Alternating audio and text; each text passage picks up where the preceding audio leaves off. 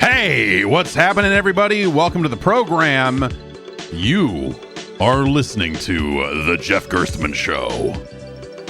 And today is February 13th. I'm your host for this week's installment of the show. My name is Jeff Gerstmann. I'm here to host this time around. Thanks for having me. It's great to be here. We've got some video games to discuss, some happenings. Some happenings in the video game world. It's been there's a weird cloud hanging over. There's a weird X cloud hanging over video games right now over the last week. It's been this really weird, the vibes are off, if you will. As everyone tries to kind of dissect and figure out what the heck is going on with all of the Microsoft stuff and the Xbox multi-platform. Not a ton of movement on that front. We'll get into that when we get into the news as to kind of the couple of things that have happened and things that will be happening in the relatively near future here. But it's been weird. I don't know. Less weird are the games. So I don't know. Foam Stars. Foam Stars is kind of maybe a weird game. I've been playing a little bit of more Foam Stars here and there. I don't know how much more Foam Stars I'm going to actually play though. It's fine. It's a good little diversion, I guess is what I would say. But it's not the sort of thing. It's hard to envision anyone sticking with Foam Stars long term. You know, even if they added a bunch of modes and characters and like if they added more to the framework that they have created, it's hard for me to see a scenario where Foam Stars really takes off. Some people have been really down on Foam Stars. I don't think that there's enough in Foam Stars to get really down on other than perhaps the price of some of the skins and some of that sort of stuff, which is, you know, they've got multiple characters in there, right? So you got to buy skins per character, right? And so it's like these $45 bundles for a skin and then a surfboard skin and a gun skin. And, you know, of course, you can buy them separately for less than $45. They have things in there that are like $3 or whatever, if that's more your speed. But there's just something about like, we've got a special deal for you, dog. It's a $45 skin for a character. By the way, only one person per team can play as this character. So if they choose this character first, you don't get to show everyone your expensive skins. I don't know. That is actually like to talk about Foam Stars is to talk about its it being a hero shooter, it being a character specific, you know, shooter. Loadouts are attached to the characters, the weapons, the abilities, all of that sort of stuff are tied to the individual characters. And so who you pick determines what type of gun you have and what type of abilities you use and all of that. I hate that because I will go into a game and I will start to get good at a single character. I'll go like, oh, this is the character I want to play as. This is the gun I like to shoot. These are the abilities I like to use. Oh, wait, someone chose this character first? Okay. Well, I guess I don't really know any of the other characters, so I'll just randomly pick one and hope for the best, because I messed around with everyone in training and decided I didn't really like the other ones all that much. And so this round, I guess I'm just asked out. And maybe I'll learn something, and maybe I'll learn to like another character, of course. But I just conceptually, when it comes to that style of shooter, and you know, there's been years where Call of Duty did this back around Black Ops 4, which is, you know, a pretty low point for the franchise, I think. 3 and 4 kind of, you know, with some of the characters they used in there. Of course, you have something like an Overwatch at the other end of that too, where, you know, I got into who did I get into in Overwatch? I tried to play as was it May for a little while, and with the ice walls and all that stuff, and then I was like, I'm not great at this, and so I started playing as, let's call him Lucio. Is that his name, dude? I don't know. names of Overwatch characters. And then eventually kind of stopped playing the game entirely. So, whatever. But yeah, when games do that, Apex Legends does that in a lot of its modes as well, where it's just like, oh, I like to be able to be the healer and do this sort of stuff, and I'm okay at it, and blah, blah, blah. And then, by the way, someone else chose this character. And you're like, now that Apex has like a zillion more characters, maybe that's less of a big deal, assuming you own those characters, right? So you end up in that sort of situation where it's just like, I've put a lot of time into learning how to play this specific role this specific way, and now I can't for this round. So maybe should I quit? Like, what's the... Yeah, I don't know. Team comp, all that sort of stuff. It's annoying. It's annoying. As someone just wants to jump into a game and play a game and doesn't play with, like if I was playing with friends, then yes, we would all have our roles and we do this and blah, blah, blah. But like, I'm never... that is not how I play video games. It is likely never going to be how I play video games. So... So stop making them do that. Foam Stars is on PlayStation Plus right now. And it's only going to be on there this month, and then it's going to go up to, I believe, $30. Even now, I would be curious to see what the matchmaking times in Foam Stars look like, because there's 2 modes, and I definitely hit a wall in the second mode where it was like, this matchmaking is taking a little too long already, and this game just came out. It's got to feel bad if you spend a lot of time making a game. Like, what are the expectations? Like, when you set out on a project like Foam Stars, this would be like my interview question, I guess, right? Is like, when you set out to develop a game like Foam Stars, and you kind of like, are you going into it going like, this is going to take the world by storm? This is going to knock some other game out of contention so that there are more people available to play our game instead, because it's going to be that good. Because that's the calculus, that's the math, right? Is they have to go like, okay, like there's a competitive shooter landscape, there's this happening out there. Like ours is, a little different, a little less violent, a little more like this, and it's got a whole different vibe to it, and that's going to be how it, carves out its particular niche. People that are Splatoon curious but don't own a Switch, is that I don't know. Like that would be my curious thing. Is just like, what are you like? What are we? What when you go into developing that game, when you're making that game, you have to believe that, right? Otherwise, why would you make it? Like, if you're the leadership of the studio, if you're the producer, the executive producer, if you're the business people that greenlit the project, all of that sort of stuff, like what are your expectations for what it's going to do? Because Foam Stars is kind of doing about what I thought it would, right? Playing it back in June, I was like, this is better than I, it seems at first glance, and it is. Because at first glance, I think it looks pretty bad, but it is a solid thing. It's not perfect. It's got issues, but it works. It's it's a different style of shooter, whatever. So playing it back in June, I was like, this game is at least different, and it made me curious to see how it would ship, what it would ship like, what state it would ship in, blah blah blah. But I'm not crazy. I'm not sitting there going like, and this is going to take the world by storm, and we're all going to be playing Foam Stars and talking about Foam Stars season passes for the years to come. No, right? I mean, no. So, and I don't mean to be a dick about it, right? I'm like, you play that game and you're like, even though this game is all right, like there's a lot of very entrenched competitors in multiplayer gaming space. Whether that's, and maybe they're not looking at it that way. Maybe they're going like, well, we're making this lower rated game. Like, in their mind, they're not thinking that someone has to make the choice between like, am I going to play Call of Duty or am I going to play Foam Stars?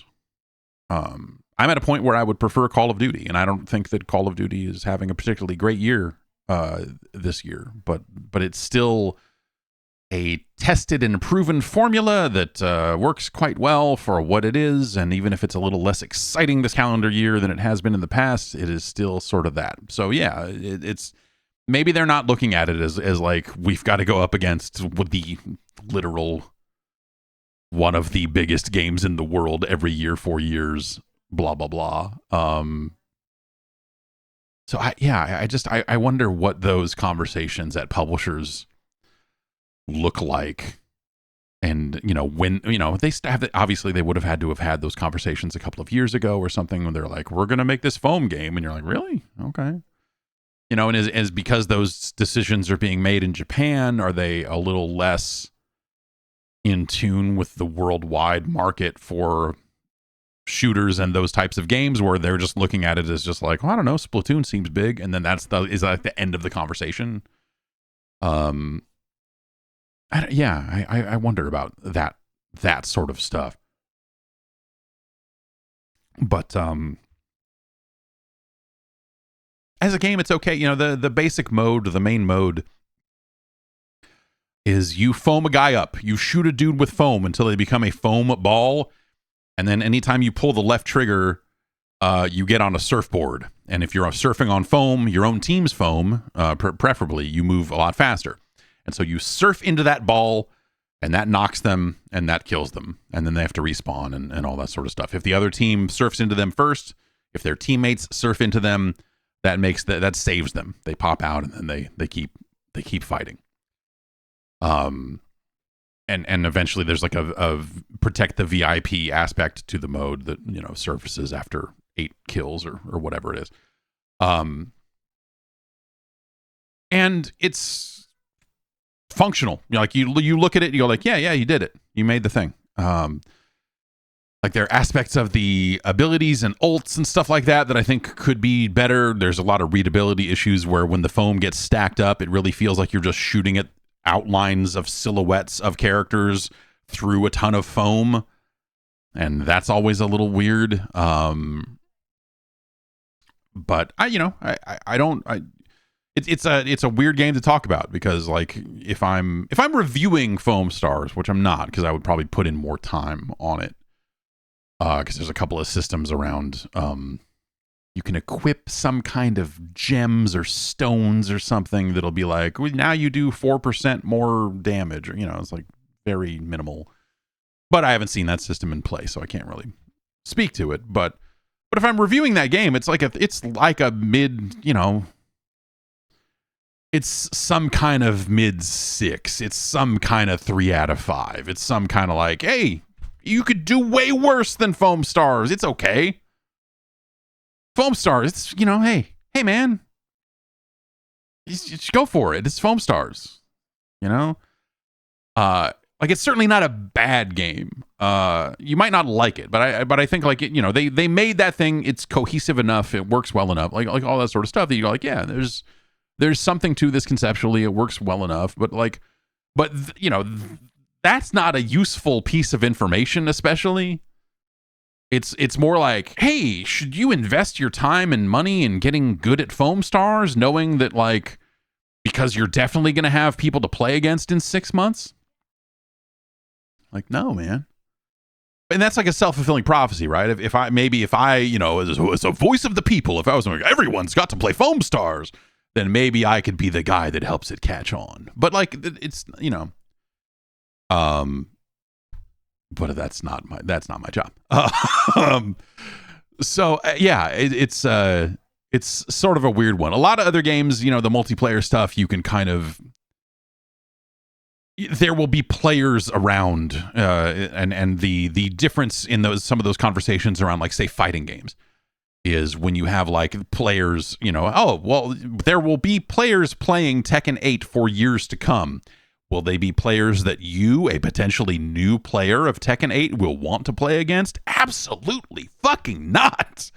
But you'll be able to get a game. Is that worse or is that better? I don't know. Like the legs, the tail on multiplayer games is always such a weird one. It's why free to play ends up being kind of a nice idea in some cases, because it means that there's always a chance that some new player is downloading it And so potentially you are getting a wider range of skill levels. It's also why it's sometimes important in some of these major franchises, right? There's some of these games that are out there selling millions. Take a Mortal Kombat. Mortal Kombat is a good example of like, if we have to talk about a fighting game that has like a fan base that covers a wide range of skill levels, Mortal Kombat, I think, is that game. Because so many people like it for reasons that have nothing to do with high-level competitive play. And so as a result, you'll have people that are checking out the online or, that are playing the online that are not great at it. And so the likelihood of you finding a player that you're going to have an even match with, it lasts a lot longer, that window, than it does on, say, on Tekken for sure. If I'm going by how Tekken 7 went, and Tekken 8 is still new enough that it's still kind of in that early window there. But and potentially Street Fighter, but I would only say that with Street Fighter 6 because Street Fighter 6 seems so much better than 5, and I wonder if that's translating into a wider range of players getting it, the modern controls, if that's attracting players or not. I wonder if it is. I wonder if there are players who were just like, I wasn't going to get Street Fighter because I can't throw a fireball. And they're like, yes, I'm going to. Now I can. Or if they're like, I'm still not good at the thing that you need to do, which is use your brain to outfight the other player or, whatever it is. And so I think, Street Fighter ends up being more approachable for different reasons than Mortal Kombat can be, I suppose. I don't know. It's a weird. It's not perfect science, right? I mean, everyone's going to approach these different these coming from different places and stuff like that. Whereas, like, if you're dedicated to I'm talking about the type of player someone in chat was like, well, you can always learn from a Tekken loss and you can always join a community and go to a website. Fucking no. Like, yes, okay, sure, I might do that as someone who is a little deeper into this than most people. But there's plenty of people out there that are going to buy a game, they're going to play it, they're like, fuck that. Like, they're, are they going to go look up a website? Are they going to go try to fucking, no, if the game is not self-evident, if the game is not evident to you as a player, and it doesn't always have the greatest means, though I think Tekken 8, in terms of training modes and stuff like that, it's very well done. You're probably not gonna go through and jump through those hoops. Even the tools that they put into the game itself, you're probably not gonna uncover and fully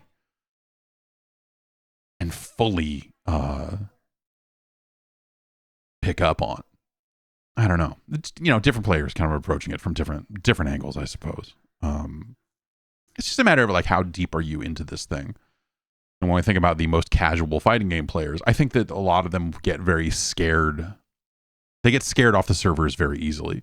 And that's been a problem for fighting games. That's the thing that establishes a sales ceiling on a lot of those games. Because they play with it for a while and it's like, oh, this is a game I can play with my friends. And, if no friends come over, then I don't play the game. And, this maybe is not as good of a purchase as I thought it was going to be because maybe they're not coming over as often or blah, blah, or maybe they're coming over all the time and it's a great purchase, whatever. Either way, it's not necessarily something that, like, fighting games are not super inviting. And that's kind of been the exciting thing about Street Fighter 6 is they try to make those attempts in new ways. In ways that were, ideally going to be balanced and fit alongside the other control schemes and so on and so forth. And so seeing that attempt and seeing them going in that direction, I felt was super exciting. And Tekken 8 does have its like kind of simple control scheme. I did finally mess with that a little bit. If you get into look, if you're in a match, if you're in a Tekken fight with someone who knows how to keep you in the air for over half your health, that is still frustrating to you as a player. And then you stand up and you're like, oops, I guessed wrong, and now I'm in the air again, and I guess that round's over. Obviously, there are things you need to learn and things you need to do well at Tekken, of course, right? I mean, I'm not, this isn't necessarily like, I'm not reading the Riot Act to Tekken 8 here. It's a fucking hell of a game. But I think there's a lot of stuff in there that when people get online and just get fucking worked in ways where they're just like, I was in the air the whole time. I felt like I couldn't even, like, was I even playing? Did I even, like that feeling drives people away from fighting games, and I think it's better when games try to find better ways to give players the tools to do better. And Tekken 8 does do some of that, but I think at some point the core problem does end up becoming like, hey man, like, and I experienced this with Mortal Kombat 1 during their closed beta of just like, I'm getting worked and then I'm standing up. My next choice was the wrong choice and I'm getting worked again for a while, for a lot longer than it feels like I should be. And then the round's over and I'm like, I basically made like 3 decisions in that entire round and they were all wrong. And that was that. That's not a fun thing to do. If you have that persistent, if you know you can do better, if or if you're very dedicated to just like, I'm going to learn this and get better, then obviously that is the mountain. That is fighting games, is climbing that mountain. But I do think there's always more work to be done when it comes to finding ways to make fighting games more accessible, finding ways to get more players into fighting games and getting them to understand just why it's such a special and incredible genre. Yes, and that is why I'm here to talk to you about Dive Kick. What a great video. No, Dive Kick, Dive Kick, but also Rolling Thunder, the game that, never came out, or, if Riot's fighting game ever comes out, is it going to have some of those kind of concepts in it? But like the basic idea of, and it's why I think the modern control schemes of Street Fighter, they help show players what's really going on in a fighting game. And that's actually, I will credit Dive Kick for turning me into a different type of fighting game player because of that. Because for me, it was just like, I know how to execute, I know how to do this, and I can, and I'm gonna just kind of play by feel and not really think about it. And I know that there's like, I could sit here and I could stare at frame fucking data and all of this stuff all day long, but ultimately I'm just going to get in here and do shit. And I felt like I didn't have the tools to ever get better. It was always just like, well, lost that one. I don't know. Fuck. In Dive Kick, it's very plainly like you see when you are asked out, you see it coming from like a mile away of just like, I pressed this button and now I'm going to lose because I left myself wide open and this person is definitely going to take advantage of that. And now I'm fucked. And so you do get to, and so like trying to apply that to, and that's, I mean, I think that mentality has helped me to a certain extent, even in something like Tekken, where like Tekken for me is kind of like the wall of just like, okay, when people get really good at Tekken, I don't have any fun playing it anymore. But I'm a little bit more persistent now with it. And so as I've been playing Tekken 8, I've been losing fights. I've been just jumping into ranked, just saying whatever. And win or lose, just like get in there. And there are definitely rounds where I'm just like getting fucked and spending the entire round in the air and just going like, Jesus, I've made a mistake here. But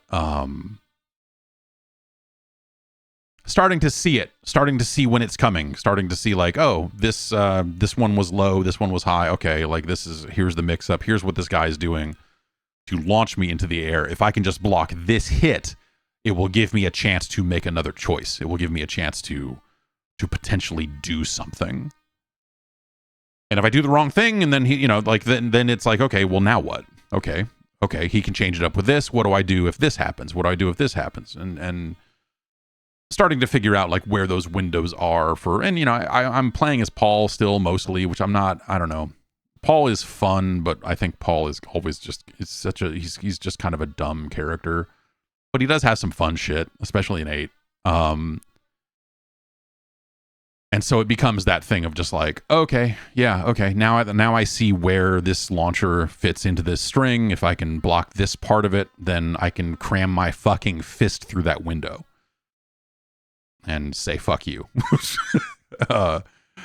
And that feels real good when you do it. Even when I still go on to lose a round or lose a set or whatever, there's definitely instances. I've had Tekken 8 matches where now I feel more like I am watching what's happening and trying to react to it and trying to learn it and trying to pick it apart a little bit, as opposed to just like, if I keep doing this fist, eventually something cool is going to happen.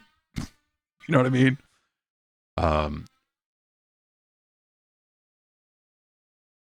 It's a great game. Tekken 8 is a fantastic game.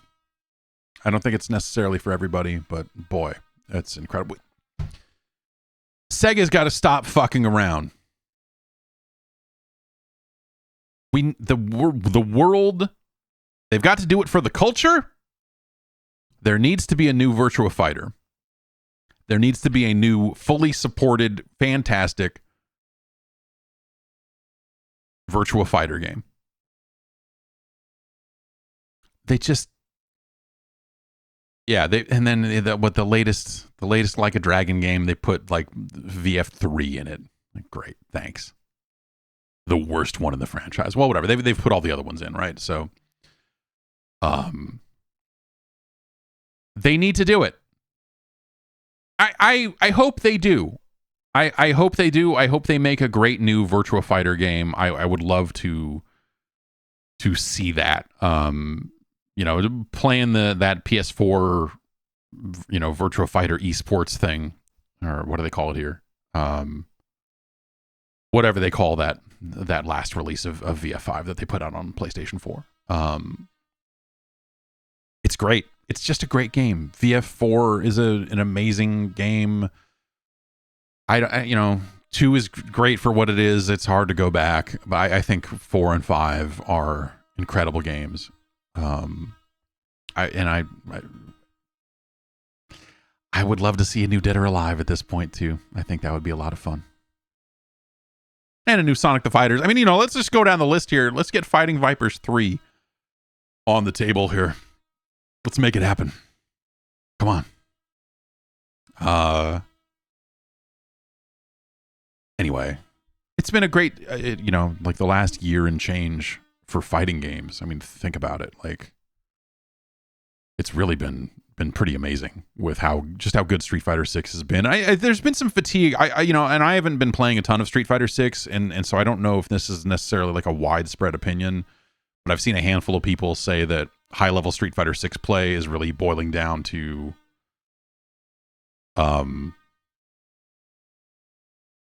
the drive rush stuff, and that everything is all just the drive rush over and over and over again, and that's maybe not super exciting.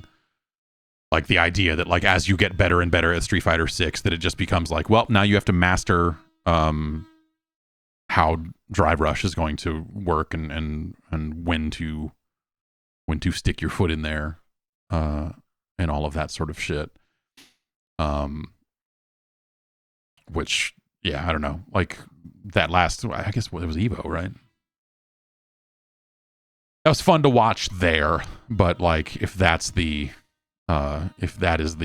thing that is defining high level play, maybe that's a little less than exciting. I don't know. I do want to get back into it. I haven't had a ton of time to spend with it lately, but Street Fighter 6 still a hell of a video game.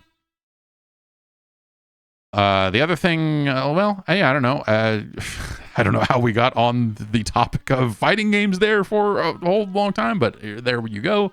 Foam Stars is available now. Helldivers 2 is out, and I believe it's functional now.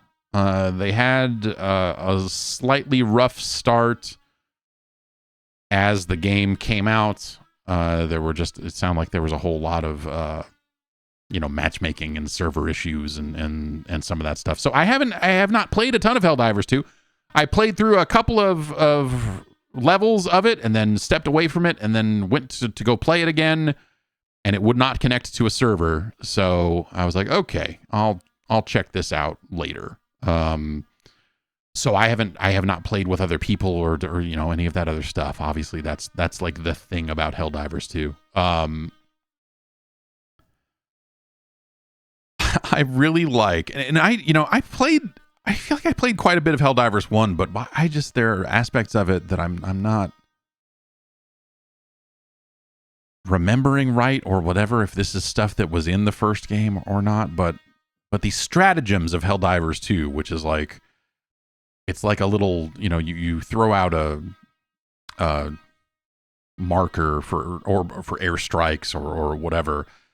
They have built this entire system of you tapping things out on the D-pad to pick the different things you want to call in, whether you want to call in reinforcements or you need ammo or you need an orbital strike or whatever. It's yeah, that's right. It's the Magicka. Yes. So it's all Magicka. You're right. Yes. Like, that is a whole facet of this game, and they don't, unless this is something they eventually add, they don't show that stuff on screen. So it's like you hold down left bumper and then tap it out and you memorize it, and it's this weird cool system. God, Magicka. I forgot all about Magicka.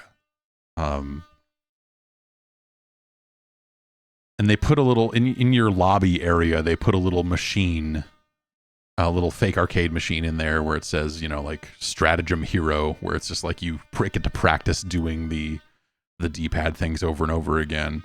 Dan Stapleton of IGN said, was on Blue Sky saying, oh man, all those people with all those macro keyboards are fucking, living large now. And I thought, like, oh man, I should do that.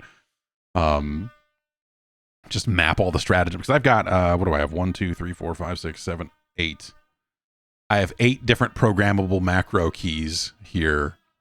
It'll show in the top left when you because I know it'll show some of that stuff in the introductory missions and stuff like that. But okay. But yeah, you could just program all those taps into your keyboard and then just tap a button to do it, which is kind of fun.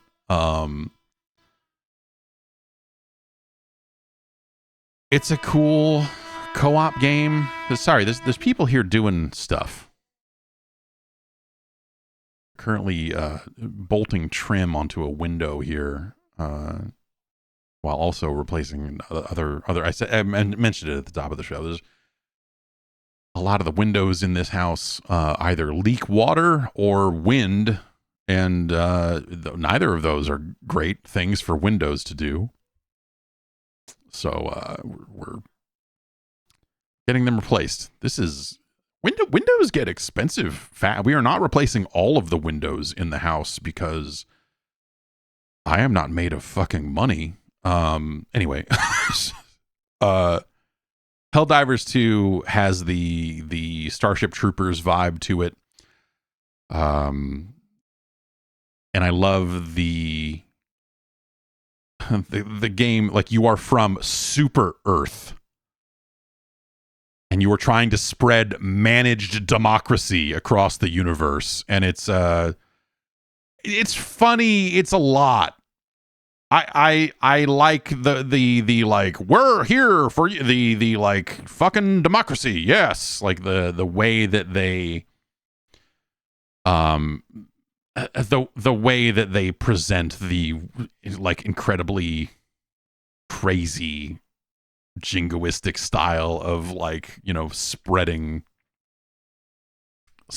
managed democracy across the system. It's like, it's crazy over the top. It's a lot of fun, but, like, you're just like some badass in a cape. Like, the first of the tutorial is you earning your cape and becoming a Helldiver.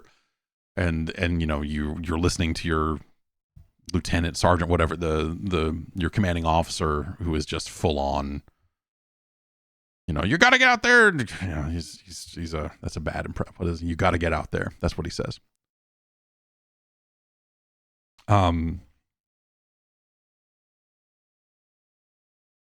But yes, all of the constant talk about democracy and saving everyone with it's a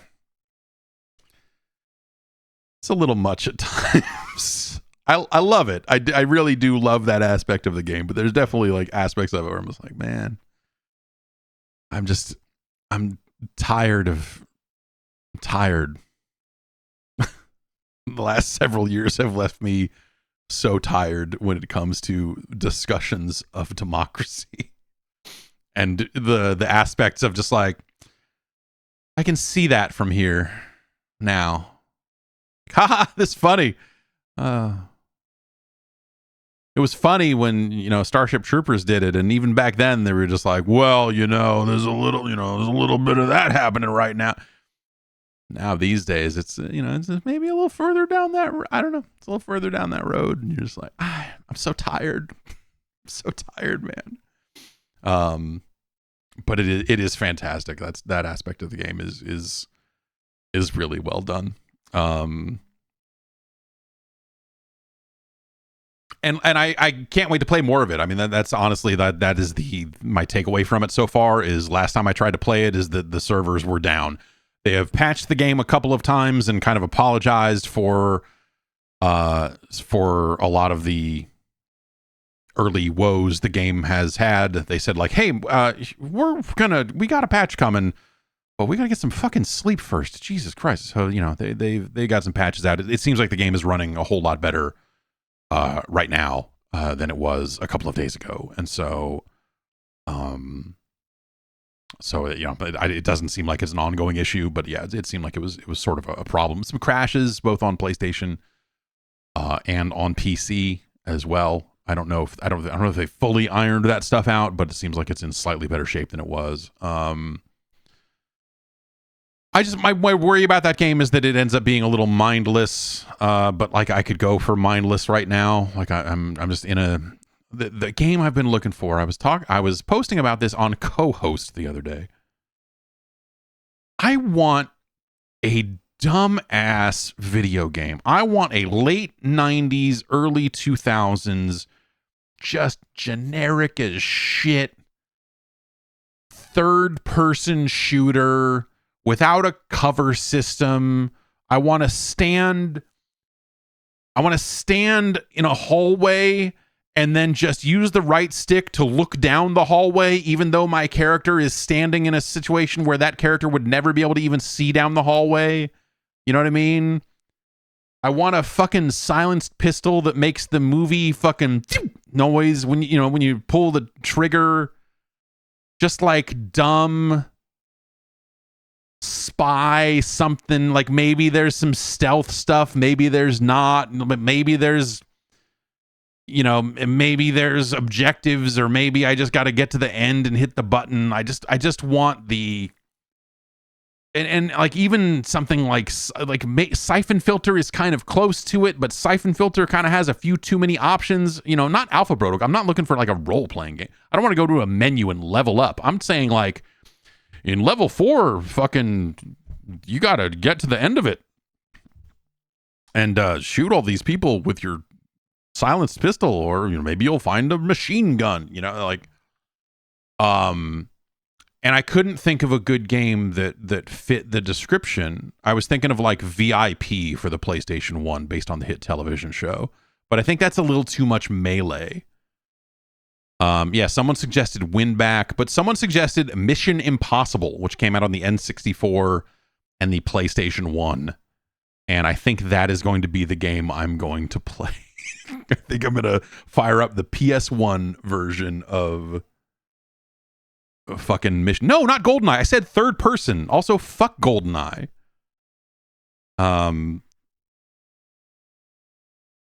Like Splinter Cell is kind of close to it, but Splinter Cell in some ways is a little too good. I just want like just brain dead video game. You know, and this is not the same type of game. It doesn't fit it in the same way, but the Beverly Hills Cop game for PlayStation 2. That game's too bad. That game is actually too shitty to make it work, because it's terrible. It's straight up terrible. But like I don't know, like Helldivers kind of actually scratches some portion of that itch. Helldivers is a little overly complicated for what I'm looking for in some ways. Like I am looking for something that they literally don't make anymore.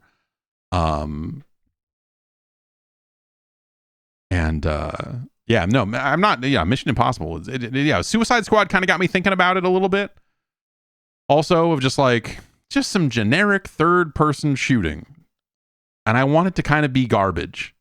Which Suicide Squad fits some parts of that bill, but it's not. You know, again, I don't want to go into menus and look at fucking numbers and go like, is this pistol better than this pistol? Is this one better than this one? The arrows are going up on this one, but I got to look at all the bonuses and the fixes, and is this actually a better gun? Those systems have their place for sure, but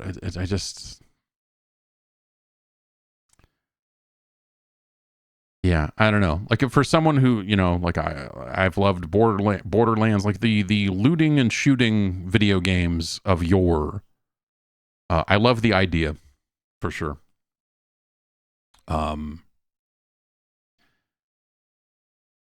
And I have loved games in that genre, but that's something, like I messed around a little bit more with Suicide Squad over the last week, and it's so not. It is so not a good one of those. Like the loot is fucking terrible. The combat, anyway, whatever. I'm not gonna go over Suicide Squad yet again, other than to say like yuck. The more time I spend with that game, the worse it seems, is what I would say about Suicide Squad. So yeah, I'm still looking for that game. Yeah, I am going to try Mission Impossible on PlayStation 1, because I think that's multiple people have said Freedom Fighters, but Freedom Fighters is too good. Freedom Fighters is an amazing game. Freedom Fighters has squad tactics. You order your guys around, you do all that stuff, and I'm not looking for a game with systems.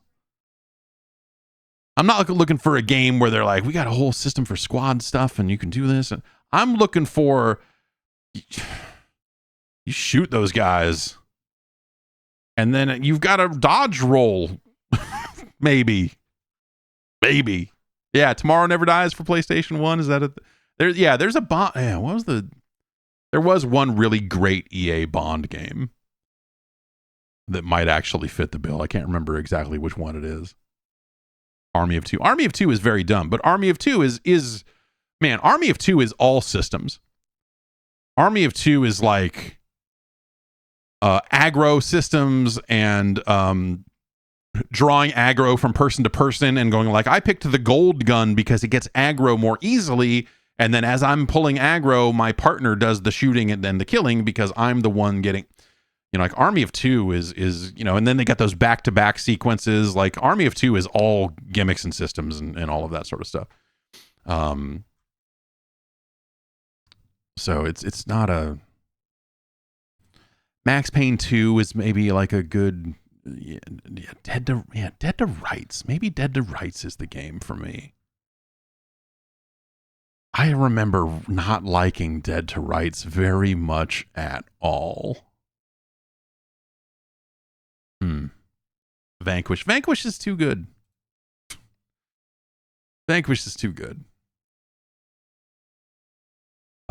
Also too new. Like I feel like I'm looking specifically for something that is gonna be like, the PS2 generation or older. Stranglehold might be a little too systems heavy too.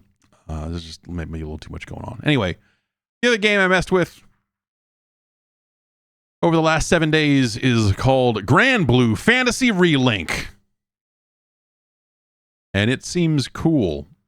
Seems like it's doing well on Steam. I think they announced that they had sold 1 million copies of it. It is a third-person character action game. And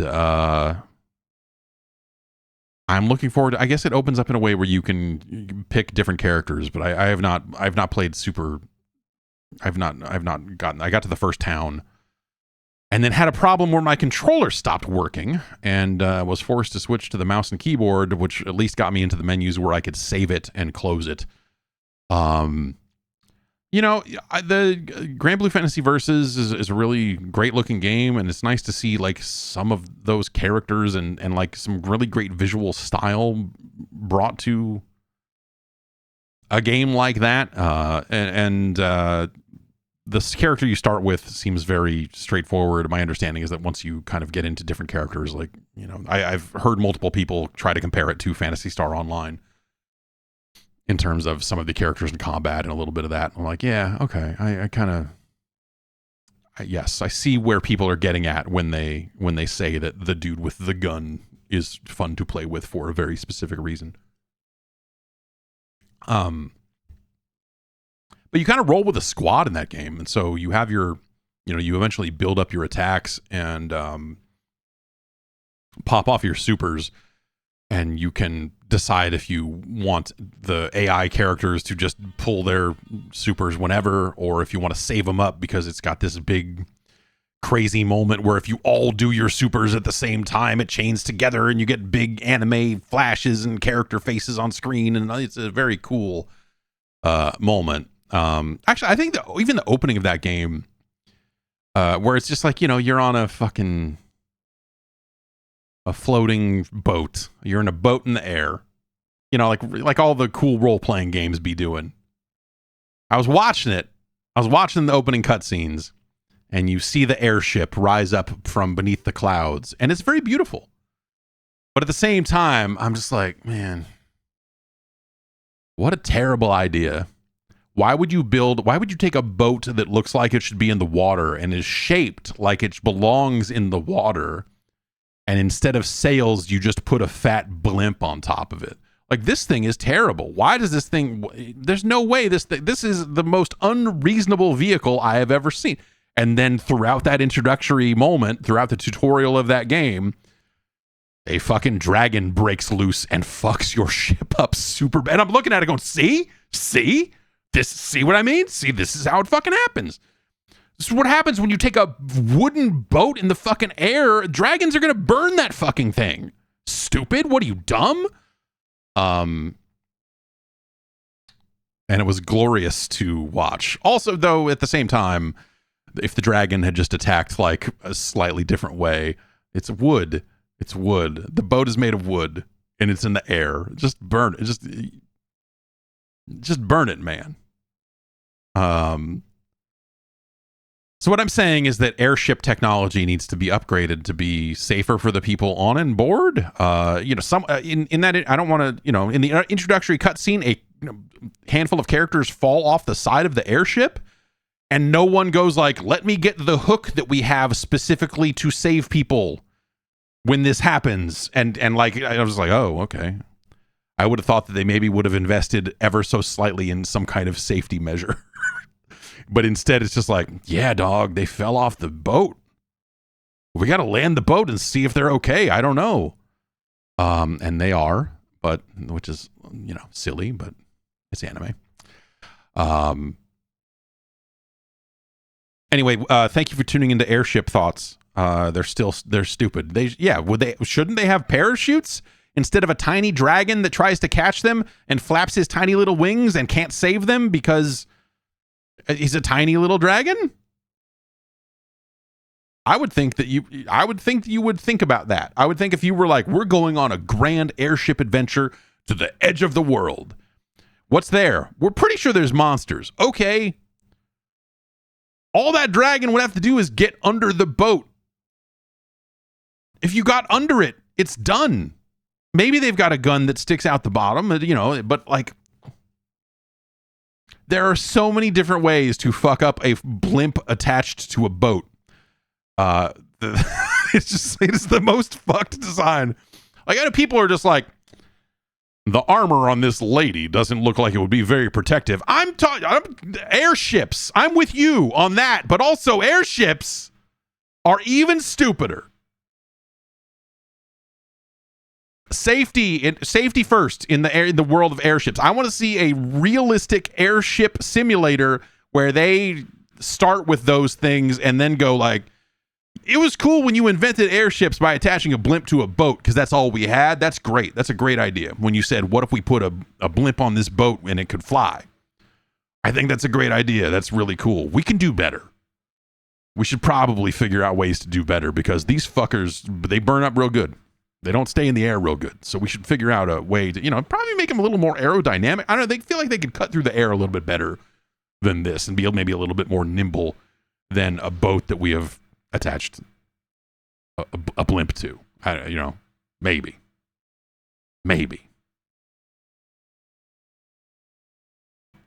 It's crazy. Anyway, Granblue Fantasy Relink. It's a very nice looking game. Like I said, I had trouble with it on the PC where it locked out my controller completely, and that was incredibly annoying. So I have to go back to it and spend a little more time with it. But that's it for video games. They're over. Let's talk about the news.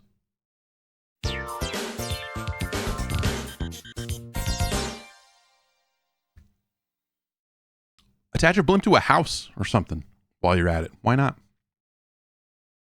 A house blimp. Xbox is changing. How? We think we know. We don't quite know.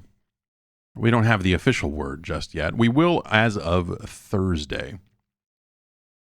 Last week, Microsoft announced that they heard you and that they are going to have some announcements about the updates of a business update about the future of the Xbox business. That is going to happen Thursday on a podcast. I guess they do have a regular podcast. They are going to have Phil Spencer and Sarah Bond and Matt Booty on a podcast to talk about the future of Xbox. This is, of course, in the wake of all of these reports about multiple Xbox games appearing on other platforms, such as the PlayStation and the Switch. We think we know that Hi-Fi Rush is coming because there's data in the latest patch of that game that has t-shirts that seem like they are built to be used in a PlayStation and Switch version of that game. And then there's been a handful of rumors about other games ranging as wide as, something like Sea of Thieves, Gears of War, Starfield, a number of games have kind of come up along the way here. This then, as these stories started hitting, it led to maximum meltdown in the Xbox fanboy community, which is, whatever. But it led to enough, there's been enough questions and enough happening around the edges of that where you're just like, I don't what the hell's going on over there? And so they said last week, we're going to have something next week. And then now this week, yesterday, they announced, hey, we're going to have a podcast where we're going to get in there and talk about what the heck's going on. Separately from that, Shannon Liao has confirmed, or is reporting rather, that there was an internal meeting last Tuesday where Phil Spencer told employees, this is just quoting directly from her Substack called Updater. The company held an internal Tuesday town hall where Spencer told employees that there were no plans to stop making consoles and that Xboxes would continue to be part of a strategy that involves multiple kinds of devices. Xbox did not immediately return a request for comment. And Yeah, of course. I mean, but so that has kind of been the only, I think, new information, or kind of the only thing that seems like a proper update on some of this stuff is this internal meeting, because as the word was spreading of this, I think there was a little bit of hand wringing from people internally that didn't know what was going on, that saw that there was going to be an announcement next week, and they're like, we don't even know what the hell is in the announcement next week. Are we even staying in this business? Which I think is a little bit like I talked about last week. I think there's a lot of like sky is falling type of stuff around this that just doesn't make a ton of sense. It would be ridiculous at this point for Microsoft to get out of the video game business, or to get out of the hardware business even. Could the types of hardware that they create change down the line? Sure. We talked about this for like an hour last week. I recommend, if you really want to deep dive into this stuff, go listen to last week's show, where I kind of went blow by blow through a lot of it and talked about like what are some things that Microsoft could be doing. But like the odds of them getting out of Xbox hardware have to be insanely low, because so much of their games business is built on Game Pass being a thing. And even if Game Pass is not growing at the rate that they hoped it would, and even if that growth has stalled out a little bit, it is too much money for them to walk away from. So the very idea that, and this is, people going like, I'm getting rid of my Xbox, and like all this dramatics online. And this extended to some really fucked up shit. Like I started seeing a lot of like, and it just made me realize how terrible social media is right now for the spread of news. It's think about how bad the situation was when the always online Xbox One stuff was getting around, right? Which is something they did kind of announce and then walked back, but they announced it in a way that even they didn't seem sure what the situation was, because it was still coming together or whatever it was, but it was like always online. And you're like, okay, well, what if someone's in a log cabin for a week, or what if someone's here for what's the situation there? Are they like, oh, we'll have a solution for that. We'll have a solution. Will we have a solution? Like, there was so much confusion around that. But even when they walked it back and said, hey, we're just making a regular ass console. Sorry. Fuck, dude. That word never spread. And so I had situations back then, or even just like a year later, where I was getting into cabs and be like, what do you do? I'm like, I do video games. Like, oh, I didn't get an Xbox because you always got to be on the internet. I'm like, wow, okay. Like, it's a full year later, and this guy literally said he didn't buy an Xbox because of this, which is not actually true. So whatever. That was bad then. That impacted them for sure. I have seen so many, like, whether it's like TikTok videos or just like various things on different social media that are the most sensationalistic and almost certainly untrue headlines being used to promote these videos, to pull people in, and it's people going like, breaking news, Xbox is getting out of the hardware business. And then like it's a 3-minute video on TikTok of some guy going like, and they're doing this and they're doing that and they're going to get rid of this, and reports are saying that and I'm just like going, okay, all right, take a deep breath.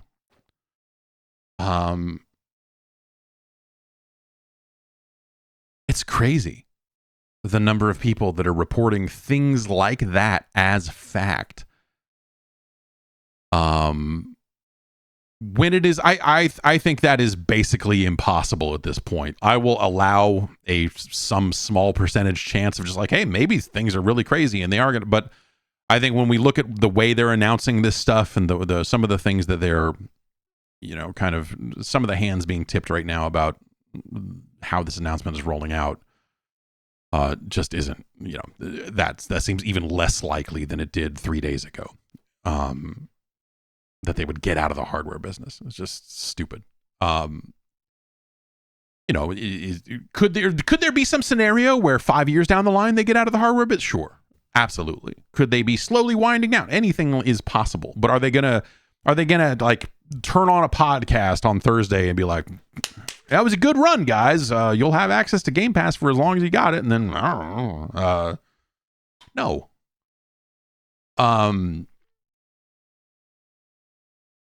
And it's really crazy to me to see how because that's my world, right? This is the thing that I do pay a lot of attention to. Obviously, misinformation on the internet has been an increasing problem for years now in ways that are far worse and more dramatic and more damaging to the real world than Xbox consoles, sure, but seeing this happen that way, where you just see these people just straight up spouting absolute bullshit, just full on, like, that's not even close to, like, even if you think that that's the thing they're going to announce, it is being presented as that, like, this is a done deal, this is fact, they're done, they're getting out of hardware, that's it, no more Xbox. Hey guys, there's no more Xbox. That's the sort of shit that they're putting out there. And that's wild. It's wild to see that sort of stuff. What are they going to announce? That's the question we've kind of moved on to. At this point, we do have the internal. Well, okay. As a further aside here, someone in chat just said gaming journalism is in a super sad state. These are just dudes. This is not like an outlet. It's not like IGN making these videos. It's not, Games Radar making these videos. It's like some guy going like, I'm here with the latest gaming news.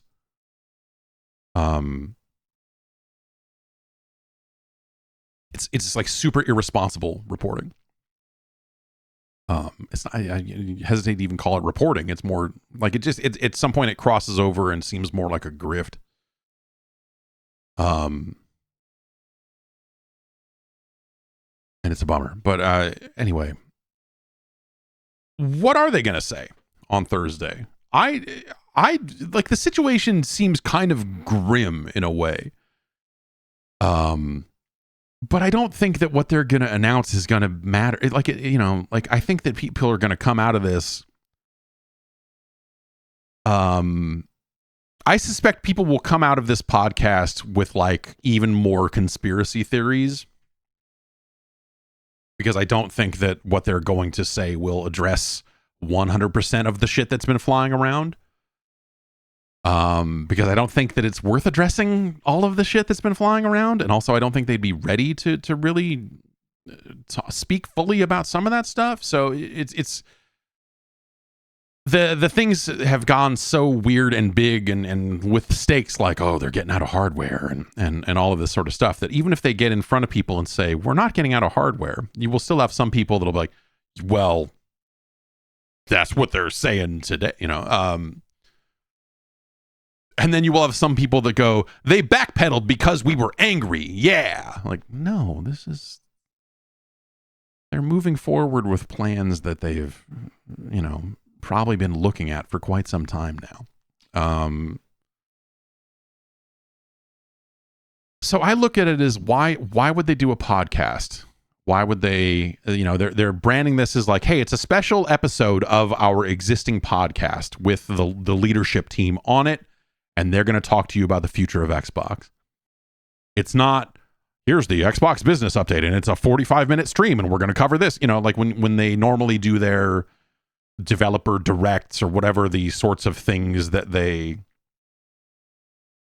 when they have like big announcements or whatever, the sorts of formats that they tend to use, this isn't one of those.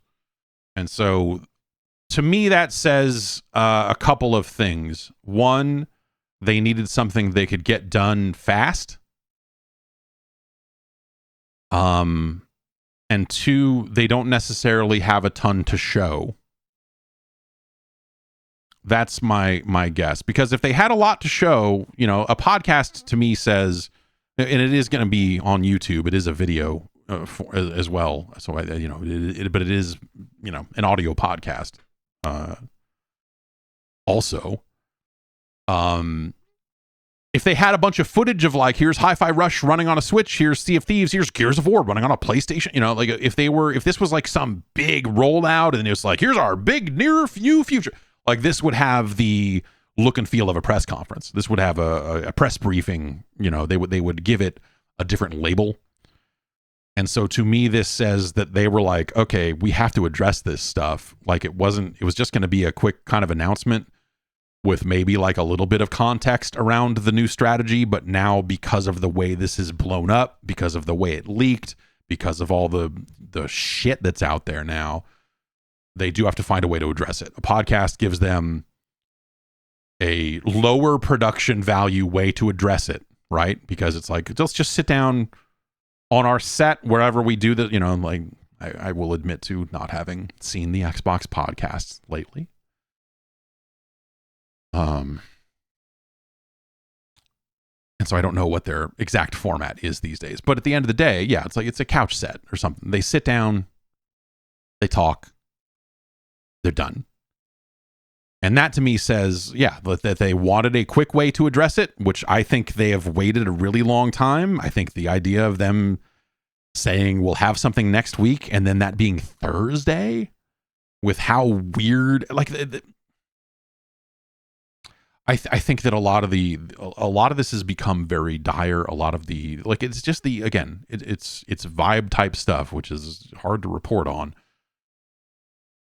But it's just, it makes it seem very negative right now. But yes, for a company the size of Microsoft, that is probably like a very fast turnaround for them of just like, okay, what do we got to, what's the information we have to get out there? So they have to spend time going like, okay, what are we revealing? What are we going to say about this? We know what the plan is, but we don't have a ton of footage. You know, this isn't like a full-on rollout of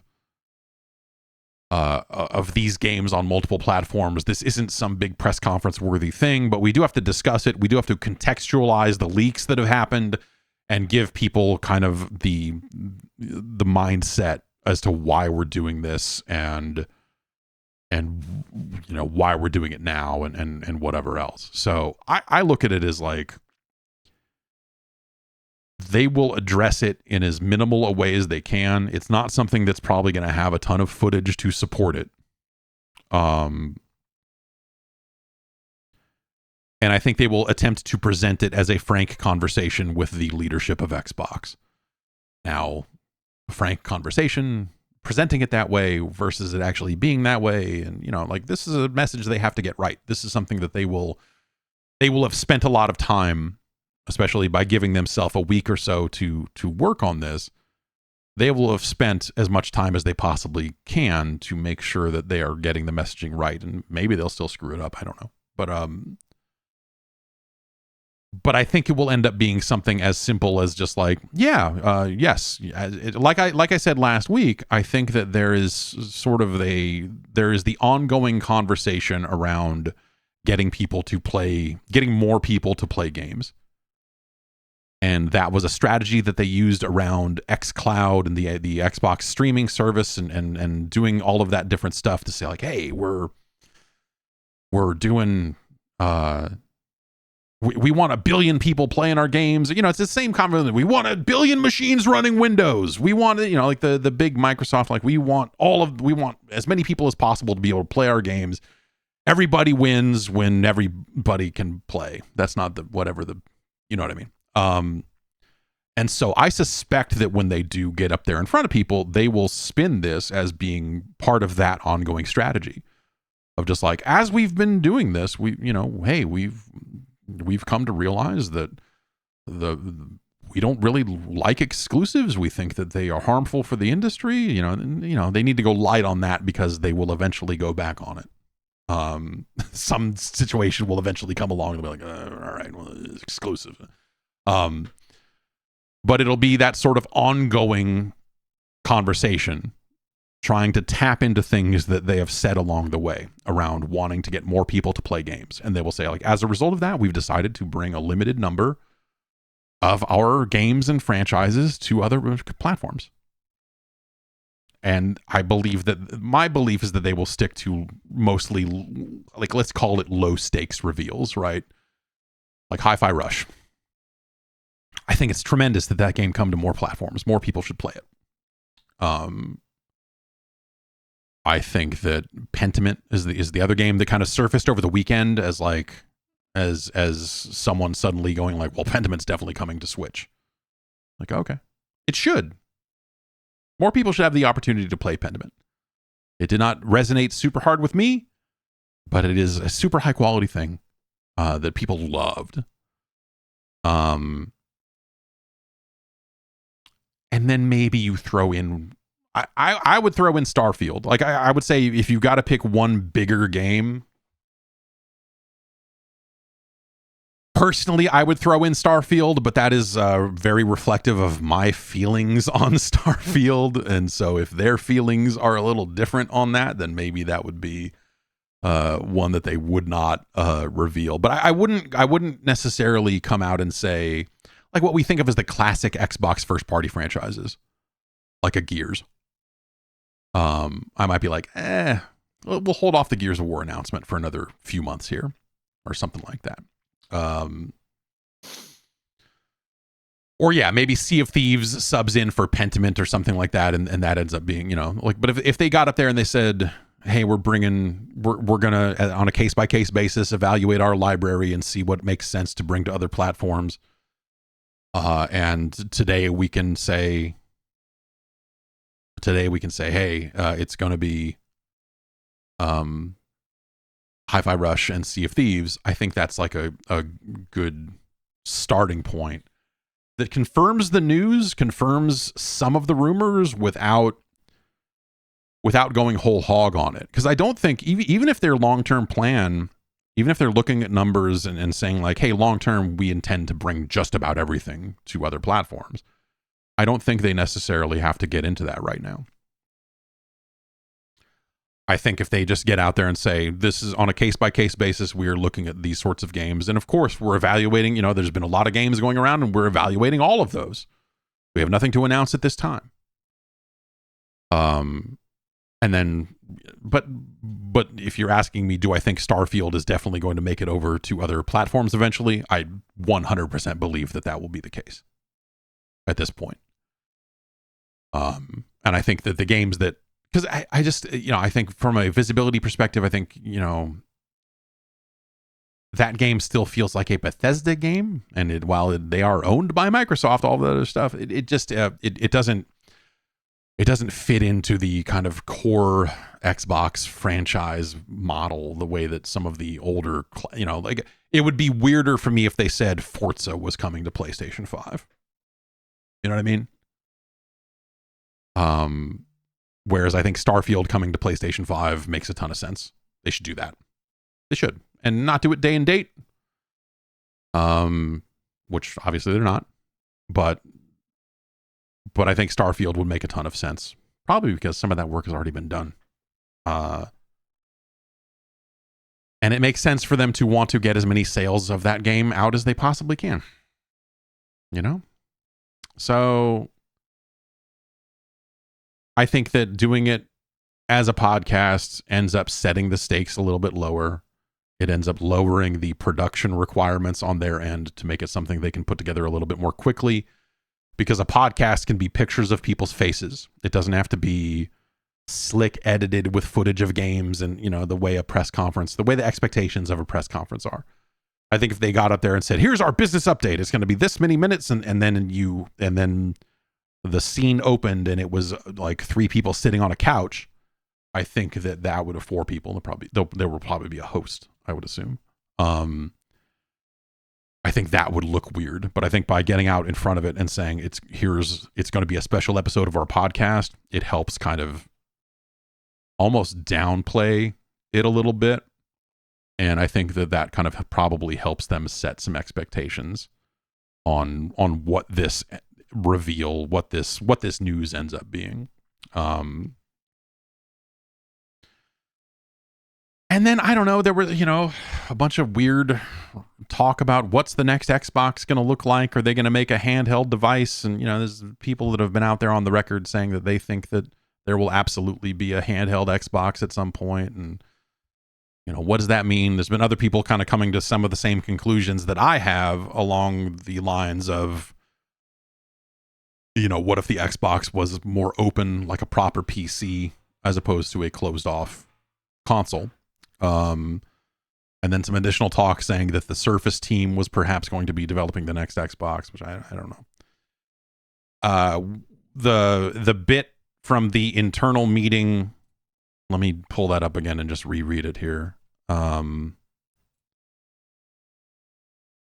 From updated, Xboxes would continue to be part of a strategy that involves multiple kinds of devices, is the phrase. And that's not a direct quote from the meeting, but that's the phrase that is used here. And I do think that, they've said as much around like, hey, we want to help Windows, we want to help build Windows into something that will run better on these handheld devices like the ROG Ally and the Lenovo Legion Go. And so that's already work that they were on the record as saying they would like to do. And so I think doing that work makes a ton of sense. And then I think once you do that work, you pull it into a console at some point too. Because why not? Why not just make that your console if you get it good enough?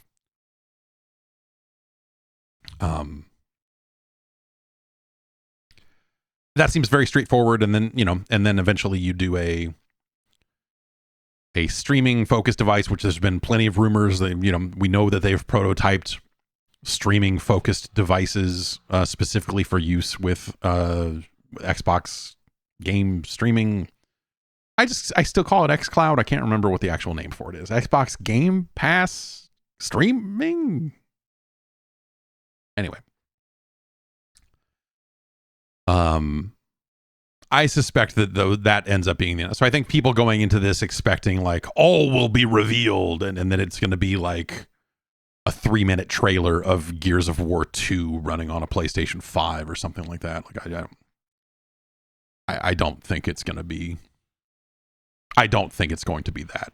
Xbox Cloud Gaming is the official name of that now. Okay, yes, that makes sense.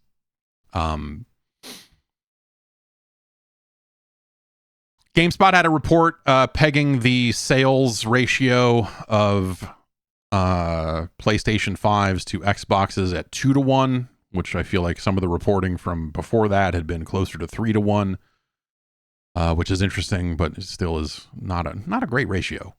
Not a great ratio.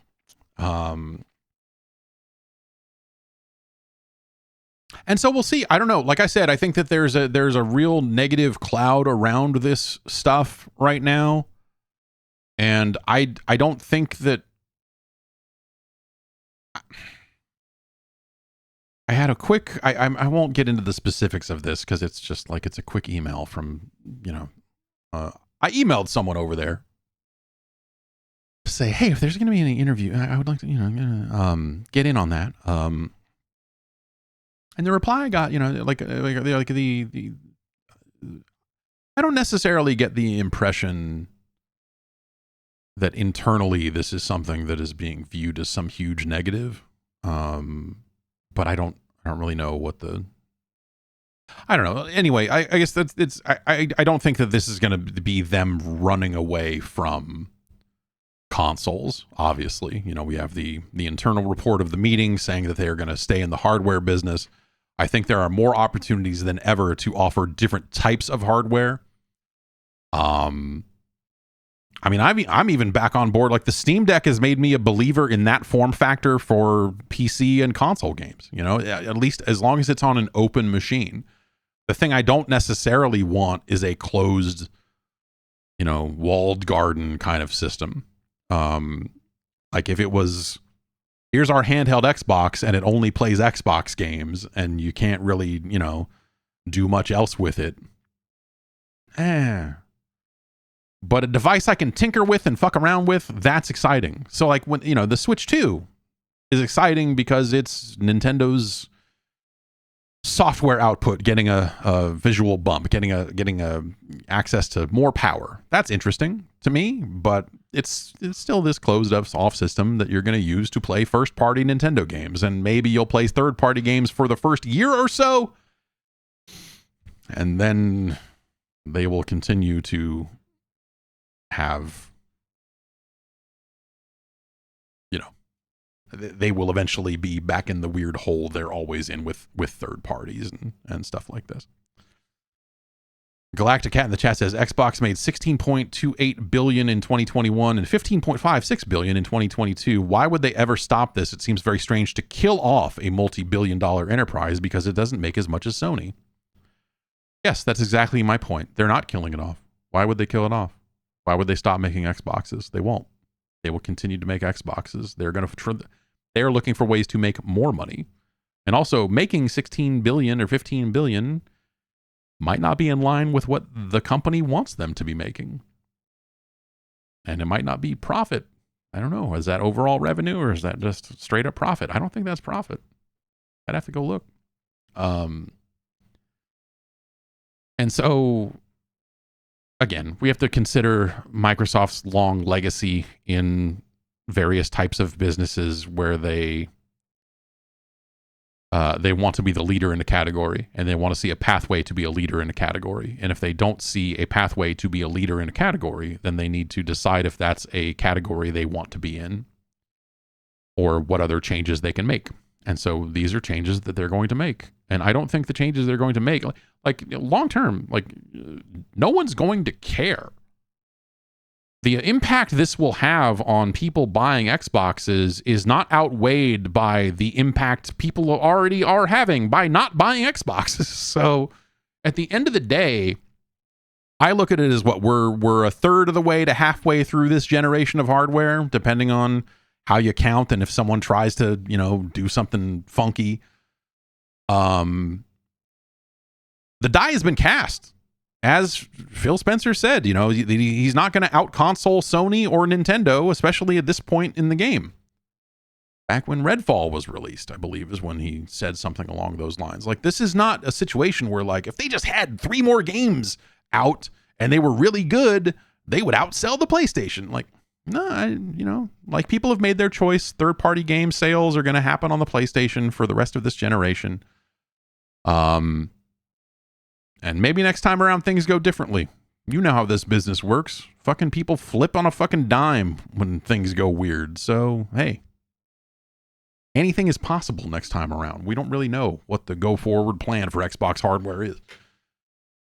But at the end of the day, if you're looking at what are you going to do right now, you're going to look at your strategy and go, okay, well, the Game Pass strategy got us this far. It does not get us where we need to be, though. And so what else are we going to do to further our goal of stacking chips, of getting that cream?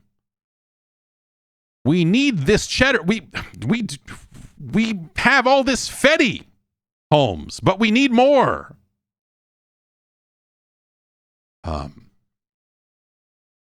And so they're going to make some changes. And I think that makes a ton of sense with where they're at right now.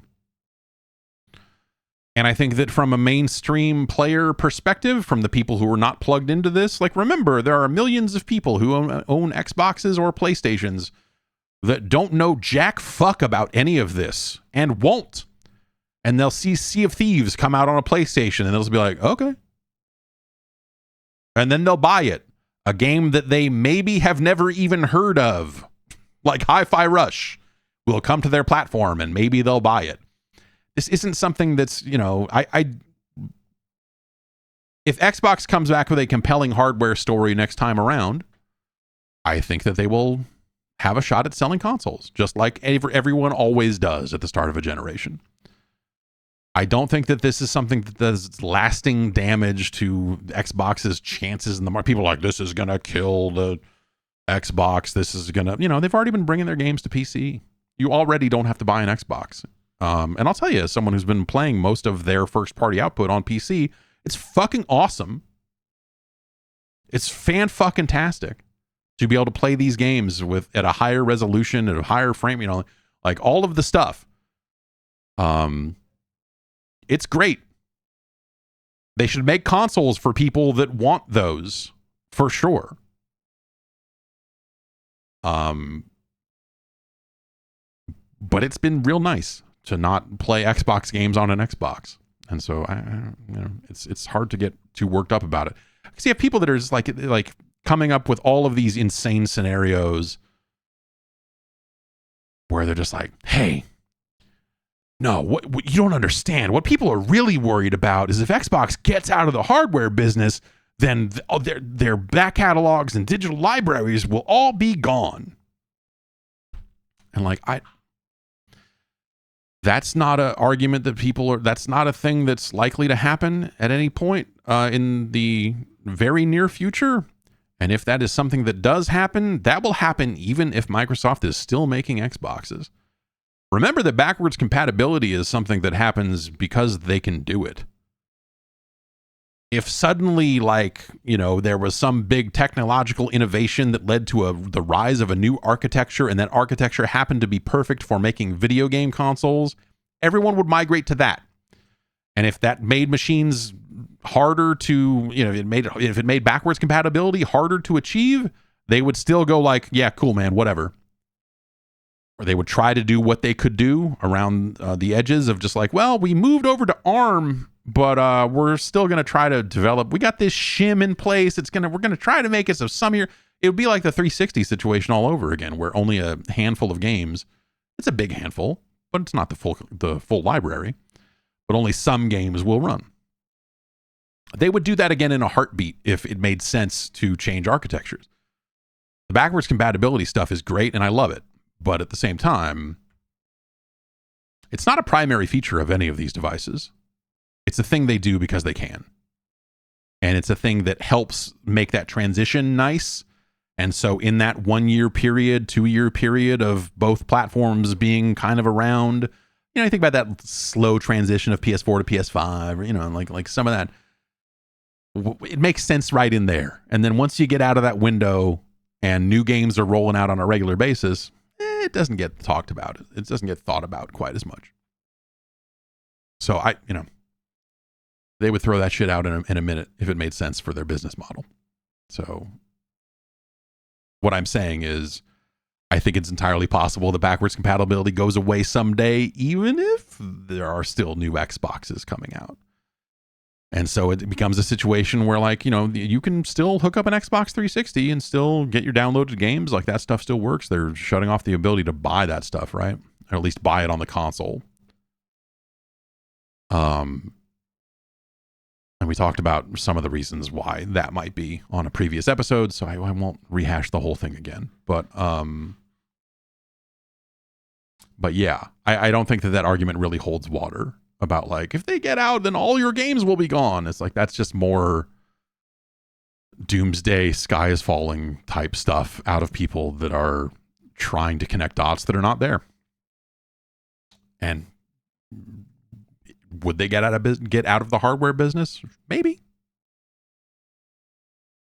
If the PC made sense for them, is it better? I don't think Microsoft gets out of the gaming business because they've been in the gaming business longer than there's been an Xbox. But I don't think that the arguments that people are coming up with around this stuff as to why it's such a horrible thing, I don't think that that's something that is rooted in reality. I could always be wrong. Maybe they turn on a podcast on Thursday and they'd be like, let me tell you about the personal computer. Let's talk about Windows 12. It's going to run some Xbox. I mean, you could play Killer Instinct on it right now. Hey, that's another one. Killer Instinct, by the way, just hit its 10-year anniversary. And they rolled out an update, and now they have run a cross-play test between the Steam version and the Xbox version, which includes the Xbox Store version on PC. And so they have been doing work on Killer Instinct to add crossplay to it. Do you think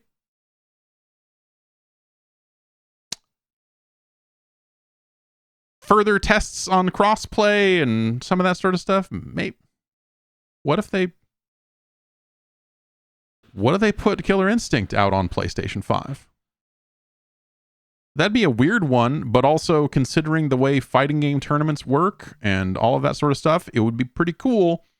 I bet that people who run fighting game tournaments that also care about Killer Instinct, which is maybe not the largest number in the world, the PlayStation platform is where the fighting games live. It's where the fight sticks live. It's where all of that stuff lives. If they were to just say like, hey man, we're doing it. We're putting KI on PlayStation. I think that would be a really great idea. When I saw that they announced their like crossplay beta thing with this, that got me thinking. Like I wonder if they would do that. They should do that. That's a 10-year-old game, and it's relevant in some way. It could be relevant to a new audience. I think if they, because people that play fighting games tend to not do it on Xbox. Anyway, The Verge has a big long story about this as well that is not really it's more of a recap on kind of how we got to this point, where they're talking about Game Pass, and they're rolling up some of the comments from the various court cases that Microsoft has found itself in around the acquisition of Activision, which puts them, it's a point in the Verge article that is worth making here. Microsoft's overall gaming business just passed Windows in terms of revenue thanks to the Activision Blizzard acquisition. So for Microsoft, games makes more money than Windows does, which that seems like a big deal. But you have to maintain that, and you have to go where the players are. You have to, there's a lot of things you need to do to shepherd that and continue to grow it.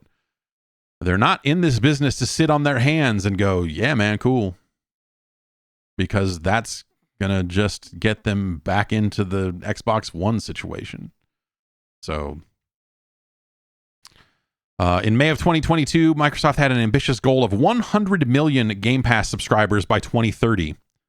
At the time, the service was sitting at 25 million, which was up from 18 million in 2021. But yes, it has stalled out, and the reason given, or the reasons they come to in the Verge article here, which is by Tom Warren, is that a lot of games got delayed. That the big tent poles like your Starfields and even Redfall, which before it came out, maybe was seen in a slightly better light than it was after it came out. Some of those games getting delayed, and some of those games coming out in states where they're just like, okay, this is not a great game. They haven't given, apparently, a lot of updates on the subscriber number.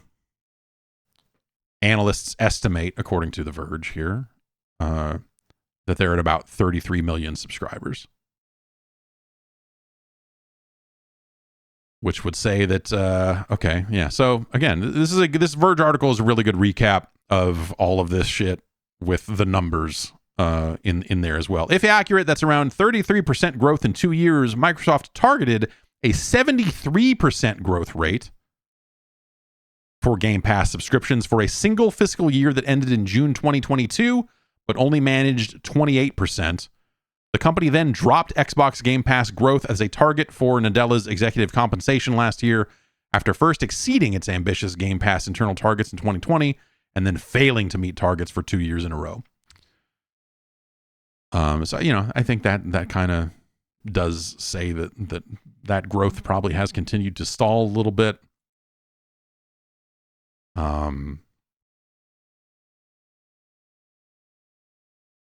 They get into a little bit of the changes that Apple is making in the EU, and how the way they're making those changes is not exactly conducive to,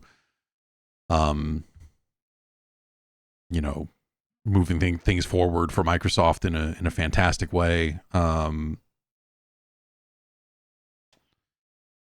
But yeah,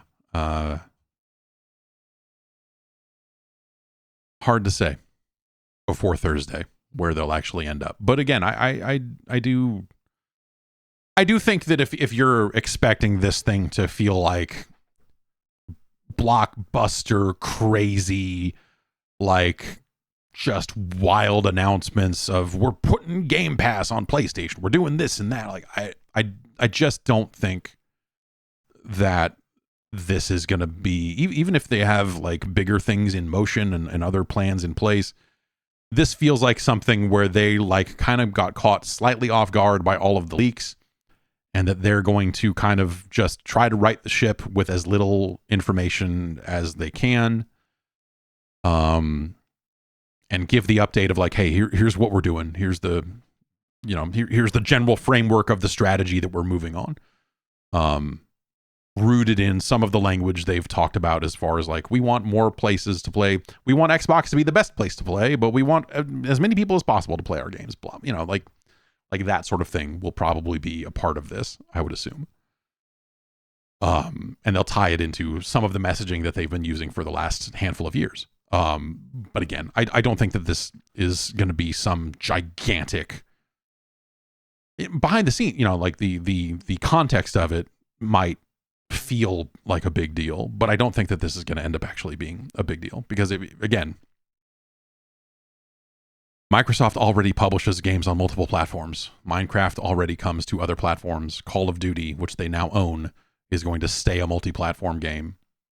And those are some of the biggest games that they own, if not the biggest games that they own.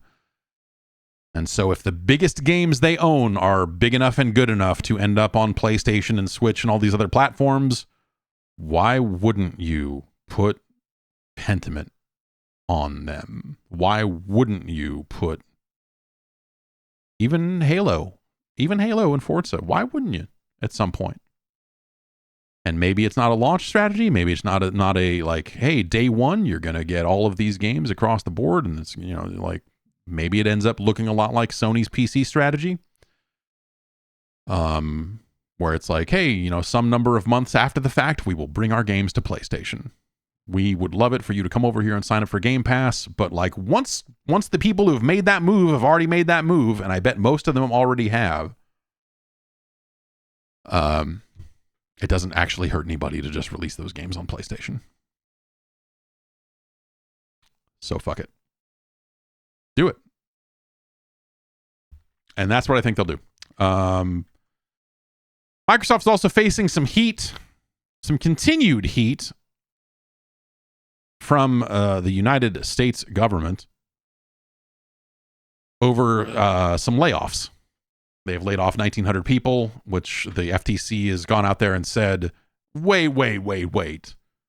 When you said you were buying Activision, you did not make it sound like you were going to lay off that many people. What the fuck is going on over there?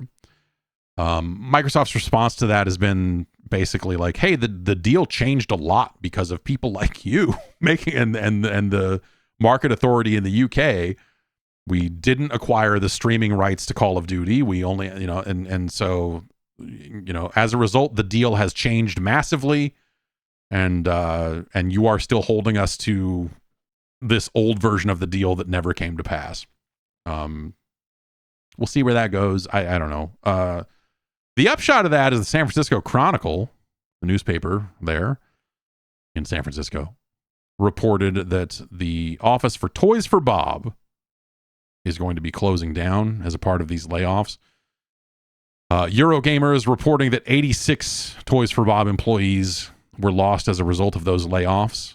Toys for Bob was a weird thing for Activision to, it was up in Marin County, so it was actually close to the Sausalito office I worked at in 2008. And I commuted past it most days.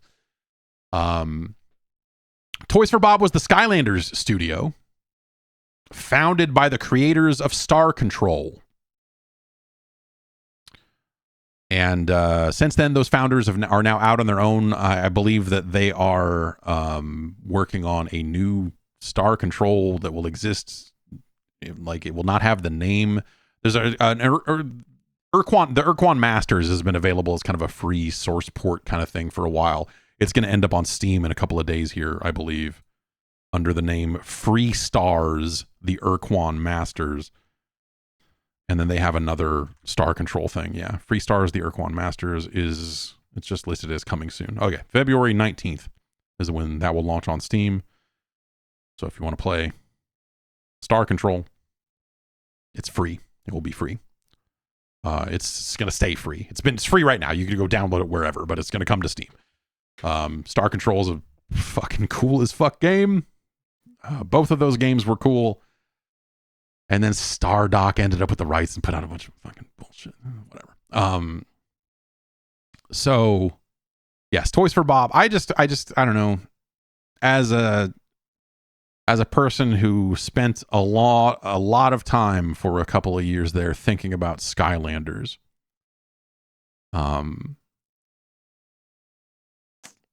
sad about the loss of Toys for Bob. They had like any other Activision studio, I think they had found themselves kind of helping out on Call of Duty, but also some of the other stuff, the Crash Bandicoot stuff that I think was coming out more recently. I think some of that came out of Toys for Bob as well.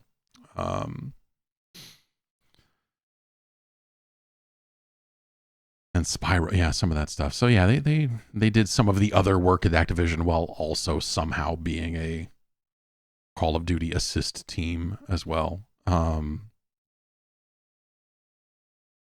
And so I remember someone from Activision PR came through and stopped by our office just to visit and say hi. And I was like, well, what are you doing up here? And they're like, oh, Toys for, we got a studio up here. They're working on something. I think it might be kind of, they're working on something. And I'm like, oh, okay. And then came to find out like a year later or whatever it was that was Skylanders. And God, that whole Toys to Life thing. What a weird time. There's a book there. Enough weird shit happened around the competitive landscape of the three major Toys to Life games. We'll maybe include the Ubisoft game as a fourth, I guess, but Starlink is kind of a one and done sort of deal. But between the Lego game, the Disney Infinity, and Skylanders, there's weird shit happened around that whole thing. Yeah, maybe amiibos count. I don't know. Maybe you count amiibos in that. Speaking of Disney Infinity, maybe it will live on someday inside of Fortnite. Huh? Disney has acquired a chunk of Epic Games, a chunk worth $1.5 billion.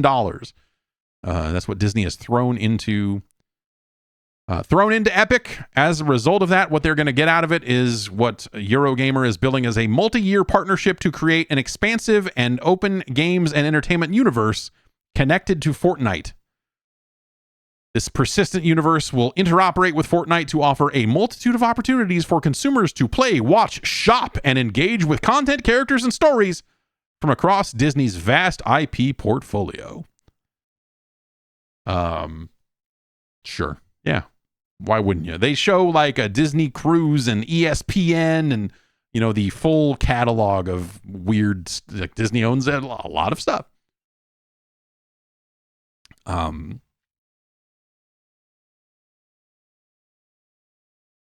Disney has had weird goals around metaverse stuff for a while. They had a division working on it. I got invited to a Disney event that I ended up not going to, but I think it was at the park. And it was like, we've partnered with a number of Web3 companies in order to experiment and figure out a lot, some blockchain, this and that. And we have a number of companies that are ready to show off what they've been working on. And so would you like to come to this event and see a bunch of... And I was like, I'm good. I don't think that stuff stuck around. I don't know that any of that stuff stuck around. I don't know that any of that actually made the cut. Maybe some of it did, but yeah, I think in the context of like Disney's place as largely licensing their concepts and properties out to other studios, like they're doing with Indiana Jones right now, Publishing some stuff here and there, but really, mostly acting as like a, hey, we've got this portfolio. Do you want to come make a thing with this? Let's talk. I think that makes a ton of sense. And I think that the Disney thing, like they've obviously already partnered with Epic for work on some Star Wars stuff.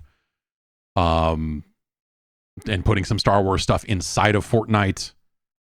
I think that the Unreal Engine's value to filmmakers and all of that sort of stuff is only on the rise.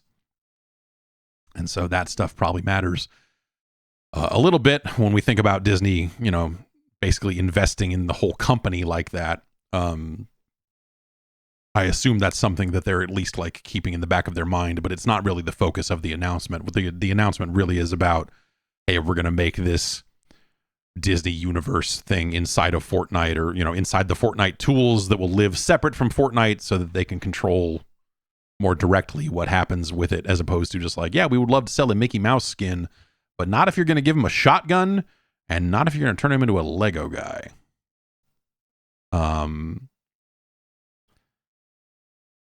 So I think that makes a ton of sense in some sick way.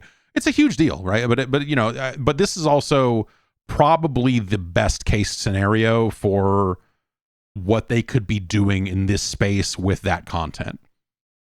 It's the old thing of like, well, it's old now, I guess, but people have been saying for a long time, like, oh, what's going to happen with the metaverse? There's all these metaverses. Is anyone ever going to do it? Is anyone ever going to pull it together and come up with something? And it's like, motherfucker, Fortnite's been right there for years doing it. Roblox to another extent has been in that thing for a long time, but like the multi-IP crazy fucking thing, like Fortnite has been quietly growing into that for a good long time. And so instead of going out and building your own dumb thing and being like, check it out, man, we made a virtual third-person mall where you can buy Disney shit. Or whatever, whatever you would make and try to call like, this is our metaverse strategy. If you put on the VR headset, you can see what Mickey Mouse would look like if he was in your house. And then you can click here to subscribe to ESPN. Like all that shit's fucking stupid. Like all of the metaverse plans, I feel like I've heard over the years for just like, how can we get people to spend money in type of some kind of virtual space? One, they've all been about VR, which is never what the hell this stuff should be about, because you're just limiting its availability to way too small of a number. Instead, work with the tools you got. Work with the thing that people are already using. Work with the thing that already remembers something that resembles a proper metaverse. If we're talking about commercial metaverses, Fortnite's right there. They already did it. Just build on that.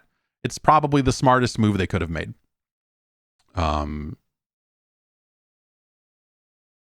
Is that something I'm gonna, I don't necessarily see myself going like, I've got to get in here and look at the virtual Disney Plus experience and see. I don't fucking care. If there's a cool Frozen themed world or Little Mermaid themed world, maybe I would show that to my daughter. I don't know. And they did one of the games, what is it called?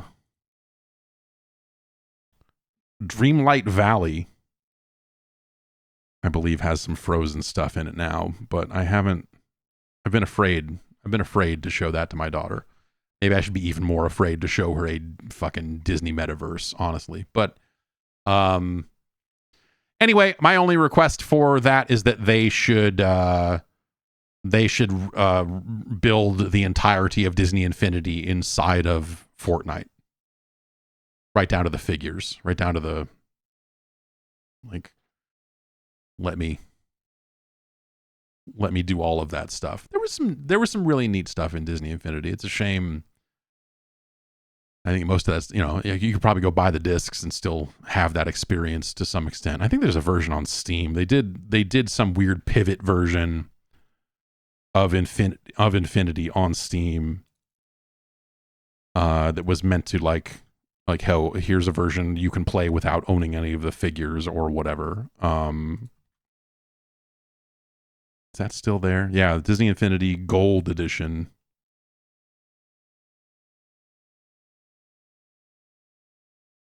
With all of the 1.0, 2.0, and 3.0 content, I suppose, is what this actually is.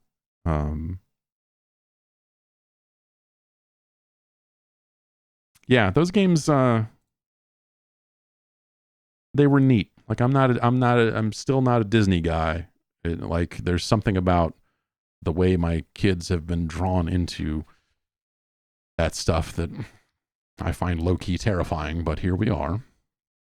There's no escape. But Infinity was neat. Infinity did some really cool shit. Anyway, this is, I don't know that they have a launch date for this.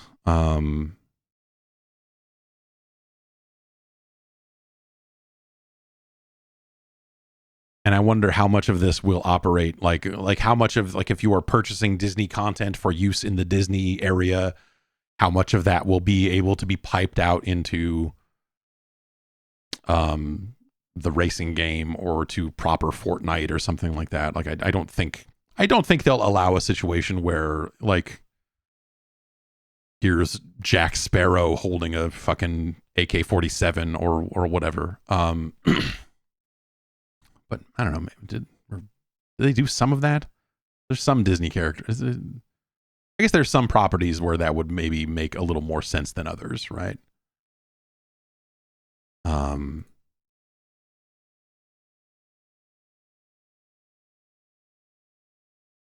Yeah, maybe Jack Sparrow is literally in Fortnite. I don't know. Ask me anything about Fortnite. You shoot dudes.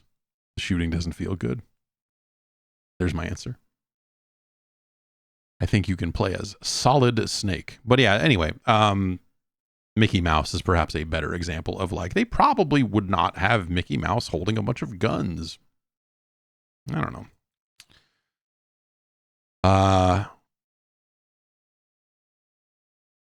A Portuguese website is claiming that the next Nintendo Switch will be backwards compatible, and that current Switch games can benefit from the additional processing power as well.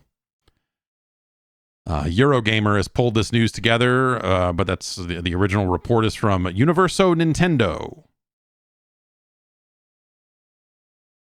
And that's pretty much the that's pretty much the extent of it. And I guess that makes some sense. So okay, the other bit of news here comes from Reuters. And they are claiming that this is out of a story that is largely about NVIDIA's upcoming business plans. You know, one of the things to remember is that, like, NVIDIA has quietly become one of the biggest, well, maybe not quietly. It's become one of the biggest companies in the world. Their market cap, whatever, they were bigger than Amazon for a bit there. I don't know if that's still the case stock price wise, but NVIDIA is scary large.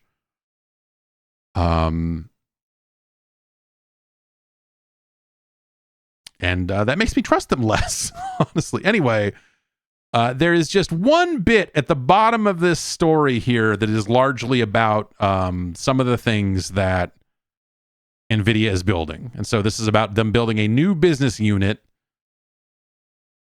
focused on designing bespoke chips for cloud computing firms and others, including advanced AI processors.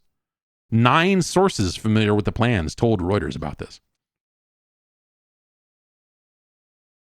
By comparison, one source, which I assume is one of the 9, but I don't know, says that Nintendo's next console, which is expected this year, is likely to include an NVIDIA custom design.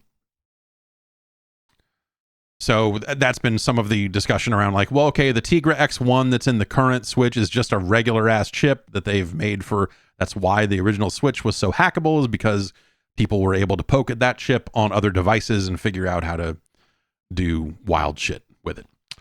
And so instead of using off-the-shelf parts, this would appear to be a custom design from NVIDIA, which I'm trying to think of the last time we got a custom part out of NVIDIA for consoles. Is it the original Xbox? And that's, that lines up like roughly to a PC equivalent card, the Xbox hardware, but it's not.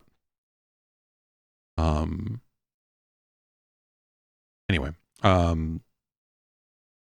And so that's kind of all the Switch 2 news at this point, but this is another source also saying that the console is expected out this year.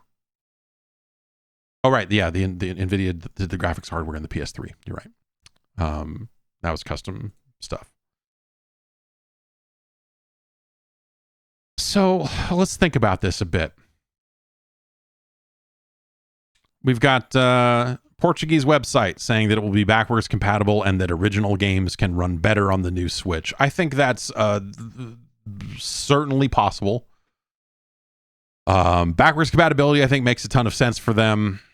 Again, like I was talking about with some of the Xbox stuff, it's that sort of situation where it matters a lot. Parents care about it, right? But we do as well. It's not just parents, but it's nice when you can carry your library forward into a new console, even if, I don't necessarily go back and play. When I go back to play old games, I go back to play games that are much older than that, I guess is what I would say. And so, but if they're sticking with NVIDIA, it makes a ton of sense that they would maintain some backwards compatibility. Also, I think, and this is me speaking from a non-technical position here, if we look at all of the videos online of people running Switch games on non-Switch hardware and the way that those games can be monkeyed with to run at 4K and run at higher frame rates and all of the weird stuff that people have been able to do with Switch software running on non-Switch hardware. And those are hobbyists coming up with those solutions, and they aren't always perfect. And you'd be like, oh, these textures are all fucked up. It's like, yeah, well, you get what you pay for. I don't know. I find it very believable then that Nintendo could theoretically unlock frame rates or, whatever, some simple upgrades, maybe not going all the way that some people have gone. But a situation where like you have a game that's very framey in spots, like a, Breath of the Wild or Tears of the Kingdom or something like that. Like, hey, what if you could smooth all that out? What if this game ran at 60? Those are things that seem like they would be within reach of a potential successor to the Switch, I would hope. But also when we think about how those games have run on a PC, for example, I think that Nintendo, being the company that actually knows how all of this stuff works and doesn't have to guess at it the way a lot of the hobbyist emulator developers have had to, you could see a situation where some of that performance improves or at least smooths out games with like unstable frame rates, maybe being a little more likely to be more stable. Maybe some slightly better texture filtering. They probably don't push it as far as some of the emulator authors have, because that gets unsafe and requires a lot more testing. And that's something Nintendo is just not going to want to do. But I do find it believable that, hey, some of these games would run better. And that maybe kind of heads off some of the conversation around like, does Tears of the Kingdom get released on the Switch too? Again, maybe, no, maybe not. Maybe they just keep selling it. Because if it's backwards compatible, and that story did also include that it's backwards compatible for physical cartridges as well as not just digital downloads. Which, if that ends up being true, then I guess that means we see the same cartridge slot on the Switch too, which doesn't seem like a massive problem. I don't know. I don't know if there's a big downside. I mean, like cartridge size being what it is, you do see some games that are like, yeah, there's sort of a game on this cartridge, but you'd better connect your Switch to the internet.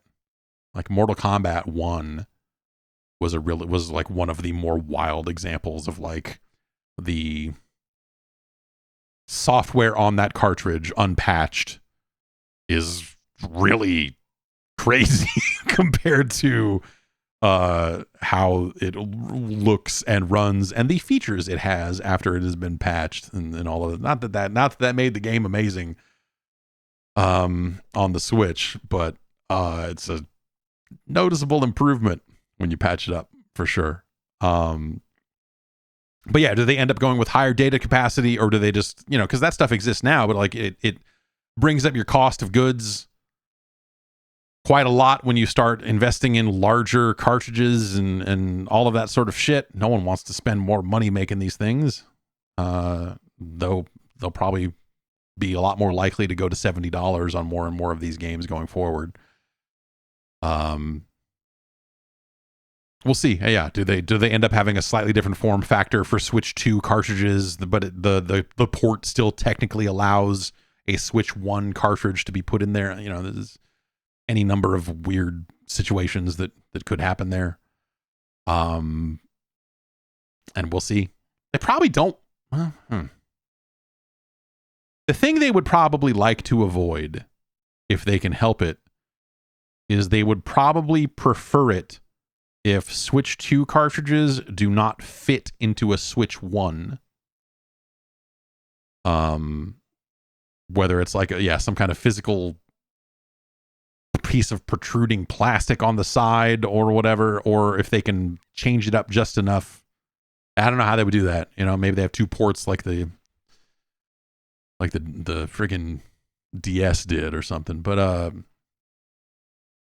the reason I say that is because when you think about how wide open an original Switch is, if the cartridges can fit into the old Switch, even the games won't run, but you could probably dump them. They probably wouldn't want that. So if they can change that cartridge port or change those cartridges for the new Switch just enough to prevent that from happening, they would probably like that. From a security perspective. But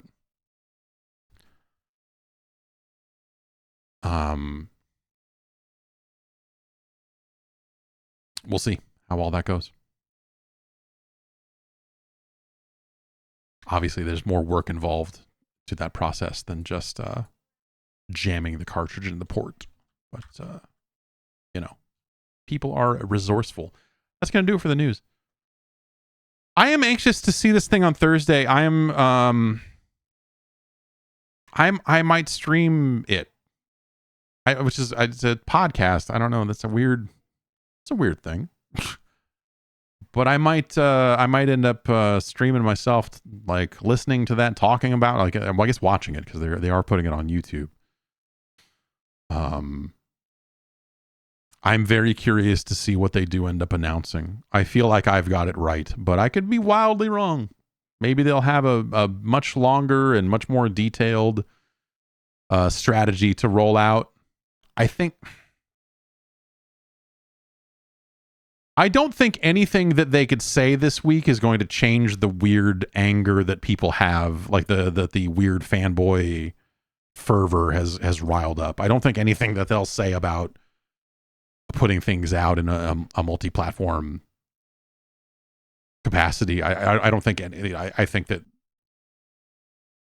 those weird people will be angry just the same, and they will, you know, many of them, I'm sure, will find their way back into the fold somehow and be like, I love Microsoft again. Whatever they say. I don't know.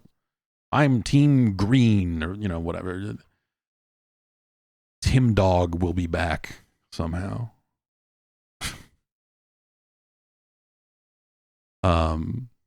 Like, wait, people only follow me because I'm angry about Xbox stuff. What am I going to do if I don't do that? Oh no.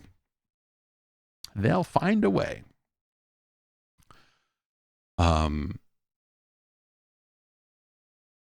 So yeah, I don't know. I'm that is something I'm looking into doing. I would love to know how long that thing is going to be, because the longer it is, the less likely I'll be able to do it, just from a scheduling and time perspective.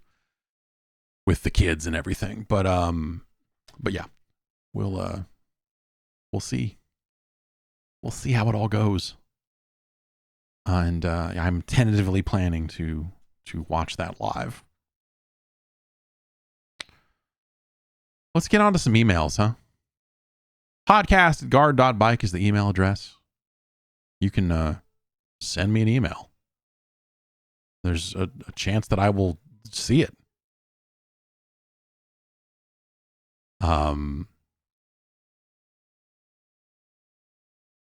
Like Cody from Roswell, who says, is there anything out there that replicates the Killzone 2 and 3 or Shadowfall multiplayer? I missed the multiplayer game mode. Cody, I don't think so. There are modes. The thing I liked about Killzone was they had that one mode that was meant to be a much longer experience that like encompassed all of the other gameplay types. It'd be like you'd play one round that was team deathmatch, and then it would be like suddenly it would be like a VIP mode, and then suddenly it would be like capture the flag, and it was like this interesting variety that made the conflict feel larger, if that makes any sense. And I thought that was really cool. And I don't think anyone else has quite done that. I mean, you know, the larger battlefield and some of that stuff, you could argue that the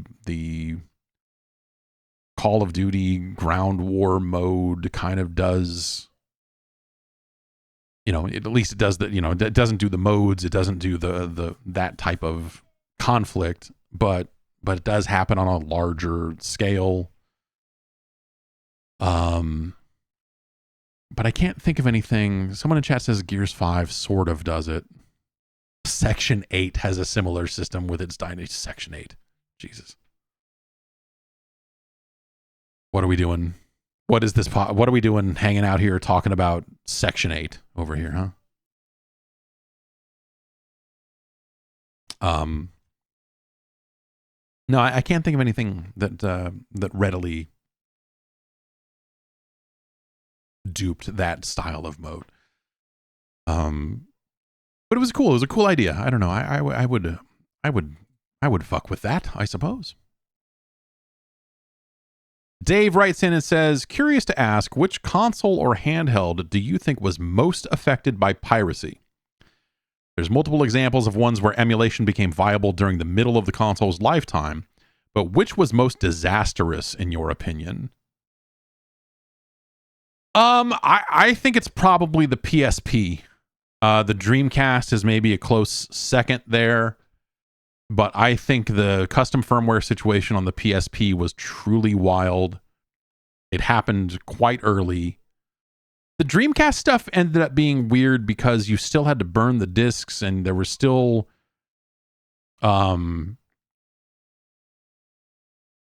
the discs were larger than blank CDs, and so it relied on people going out there and ripping the cutscenes out or down-resing them to smaller, lower bit rates so that they could fit on a CD and some of that weird stuff.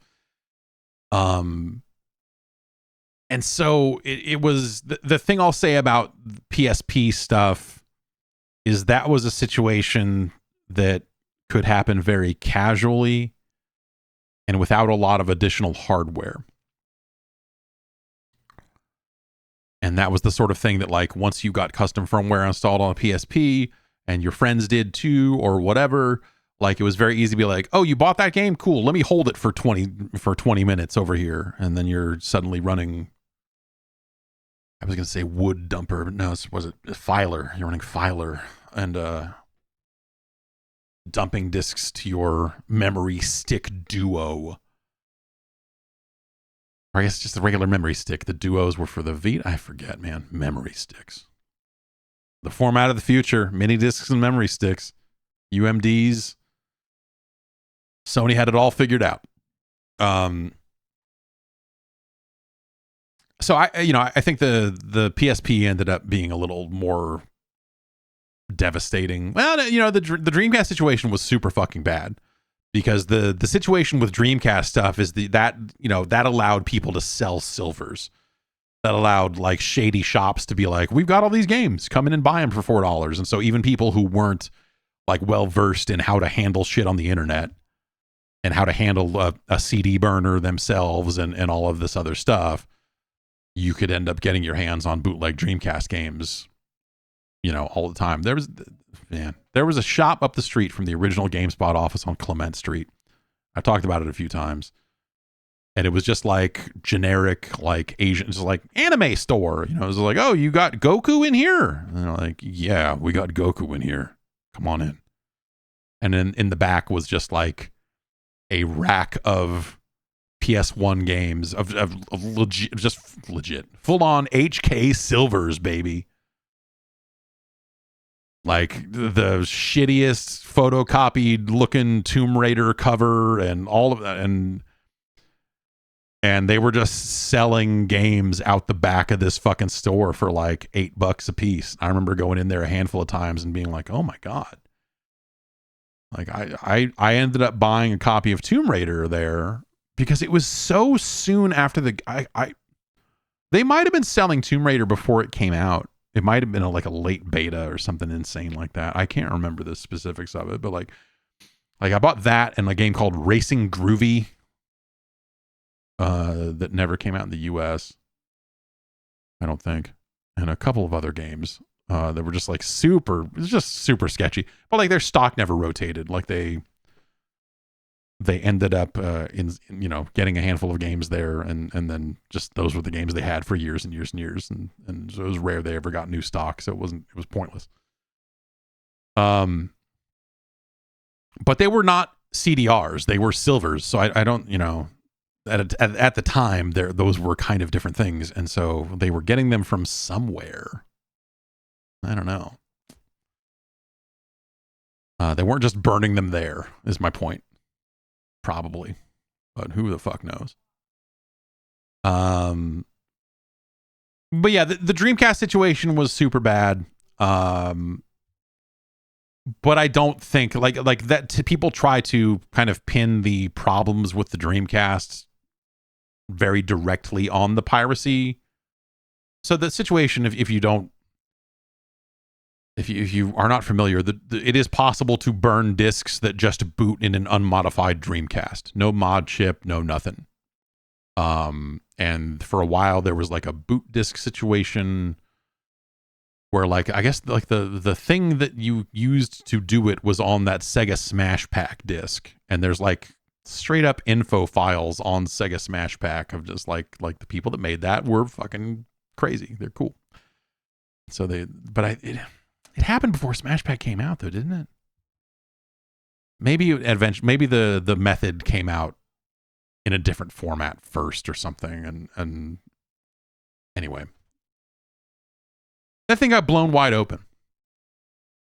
And, very late in the game, I think they issued Dreamcasts that did not have like mil CD support or whatever you want to call it. That's what it was. Smash Pack had instructions. Smashback had Genesis emulator stuff in it that you could use to load other ROMs. It's also like a really rotten emulator. But the Dreamcast failed because of the calls that Sega made and the PlayStation 2. There was just a lot of stuff like that. The piracy certainly did not help, but it was not the sole reason why the Dreamcast collapsed. And the PSP, I don't know that I would necessarily say that it collapsed due to piracy. I would say the problem with PSP is, it was not quite as bad as the Vita in some ways, but Sony never fully supported the PSP the same way they never fully supported the Vita. It's the benefit of the Switch. It's like the real power of the Nintendo Switch lies in it being the only platform Nintendo has. Whereas when Nintendo would split their efforts across a handheld and a platform, like they sometimes the handheld would not get the best games because the best games were going to console and so on and so forth. And so I think that's definitely the situation with the PSP and definitely with the Vita, where it's like, hey man, we put an Uncharted game out on the Vita. It's not made by Naughty Dog, but hey, it's an Uncharted game, And so you had like the other studios that like were doing the handheld versions. It was like the same type of situation where it's like, who do we get to do this? Oh, you're going to port this game? Oh, well, let's get the same port house that did the PS2 version of this PS3 game. We could also do this, or, you know, the PS2 version of the PS1 game, or the PS1, you know, the Shaba Games out here doing Tony Hawk 3 for the PlayStation 1, or, you know, whatever the fuck it is. You ended up in those sorts of situations where it's just like, you know, and I think Sony just never sent its best to its handhelds. And so I love the PSP. I think the PSP is cool as fuck. The Vita less so. But the Vita is fine. You know, the Vita is really neat in its own way. I just feel like there were more great PSP games than there were great Vita games, you know? And you could hack your battery on a PSP. That's just fucking bananas. A hacked battery. Ben from Minneapolis writes in and says, Midway producer Mark Flitman just released a book called It's Not All Fun and Games, and he cites your MLB Slugfest 2003 review for enjoying the game's commentary. What do you think of Slugfest in retrospect, and do you remember the game's credits? Thank you, Mr. Hansen. Slugfest, I think, was the one other sports game that Midway, well, hockey, they did good with hockey. Hits was okay. But really, it's that Wayne Gretzky game they did for N64 that was actually probably better. Slugfest was cool. It was weird. The commentary was funny. Like they got Tim Kitzrow in there with a guy who, you know, in the credits, I don't even think it has his real name. It's just, you know, it's Jimmy Shorts. So who mystery? Who is Jimmy Shorts? And they did a really good 2-man booth where they were just goofing the whole time. And it felt like, in the moment, it felt improv-y at times. It didn't feel like a bunch of canned, overwrought, overplanned humor. Like the commentary was just it was a good time. Slugfest was a fun game for a genre of game that I feel like doesn't really get much these days. You know, what do we have? Is there still Super Mega Baseball? Like, that's the closest we get to a fun baseball game, right? Slugfest had some good weird ideas around ways to try to apply Midway's kind of smash mouth sports style to a baseball game. I'll tell you this, Slugfest 2003, a much greater success than the red card soccer games. Like, yeah, we need an extreme soccer game. What should we call it? Red card soccer. Fuck yeah. Like, I have a red card soccer referee jersey here that I should really be wearing more often. And the credits are funny because their build is like, it's bloopers, but it's really just like a bunch of bits they shot where the team decides they want to be in the game. And as such, it's a bunch of shots of Sal DeVita in motion capture gear beating the shit out of the people who worked on the game. Like, just doing drop kicks into them while they're all wearing mocap gear. And, you know, it's, you know, I don't think they actually... It's a work, it's not a shoot. But yeah, it's a funny bit. And then some fun extra little commentary stuff in there that's staged. It's all very staged for an outtakes reel as opposed to actual bloopers or whatever. But it's like, yeah, the credits are very silly. There's a video here. Go look up the credits for MLB Slugfest 2003 when you get a chance. They're fun. They're fun in a way that games aren't anymore, if that makes any sense. They're fun in a way that makes the game feel like it was made by humans. It has this old-timey, like, go watch the credits for MLB Slugfest 2003 because they're quaint.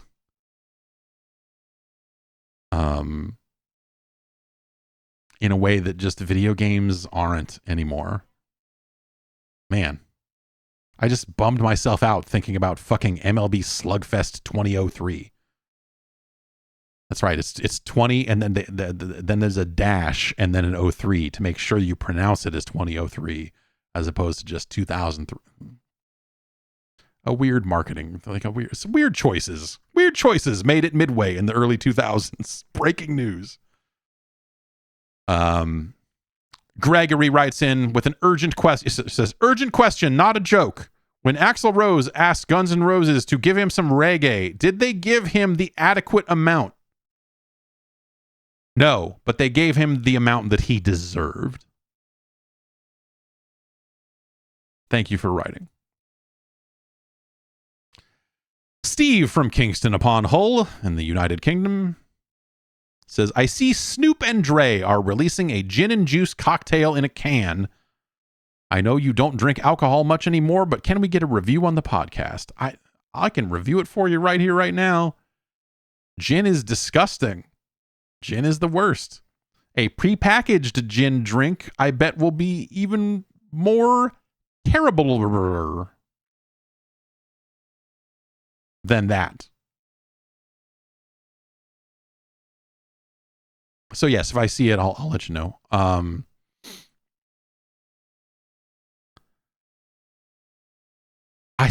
took a picture of it this morning. I'll post this somewhere. So I'll post this somewhere. I took a picture at the 7-Eleven this morning when I was going out to get some energy drinks of a can of Four Loko. It was next to one that is Warheads branded. There's a sour Cosmic Punch Four Loko. But this Loco is just billed as Loco USA.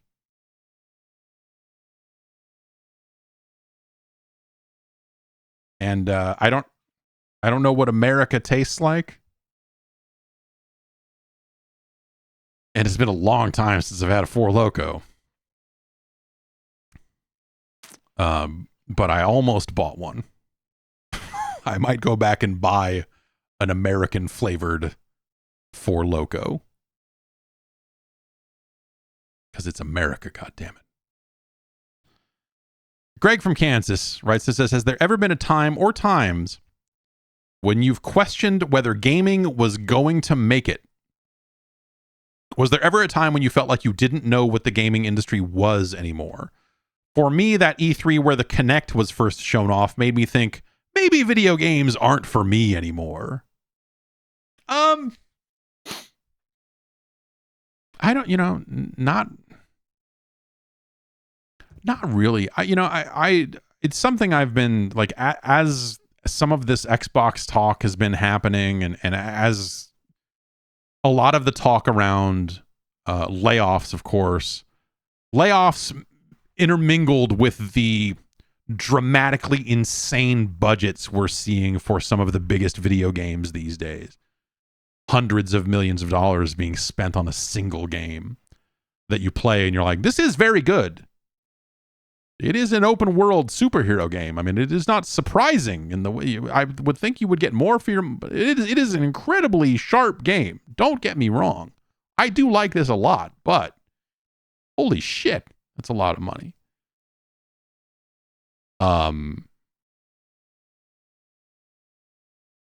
All of that stuff kind of makes me wonder when we hit some kind of breaking point.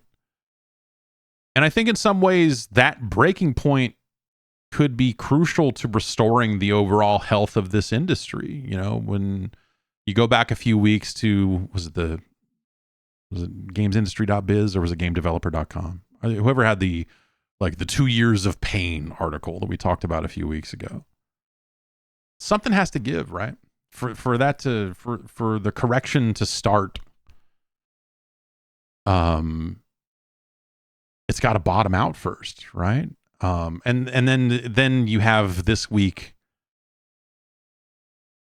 Ubisoft talking about Skull and Bones and saying it's a quadruple A game. And you're like, that's not let's not. I know that's occasionally a term that people try to use. No, it's not.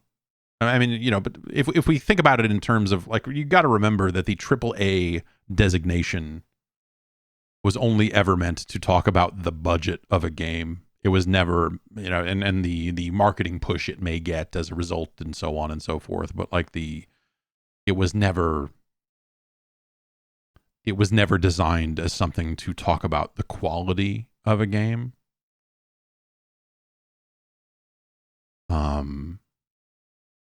Skull and Bones is out this week, right? Is it? I'm kidding. It's this 5. It'll come out 2029. We'll be playing Skull and Bones. No, they've been running, or the early access today. Skull and Bones is out now. What a world.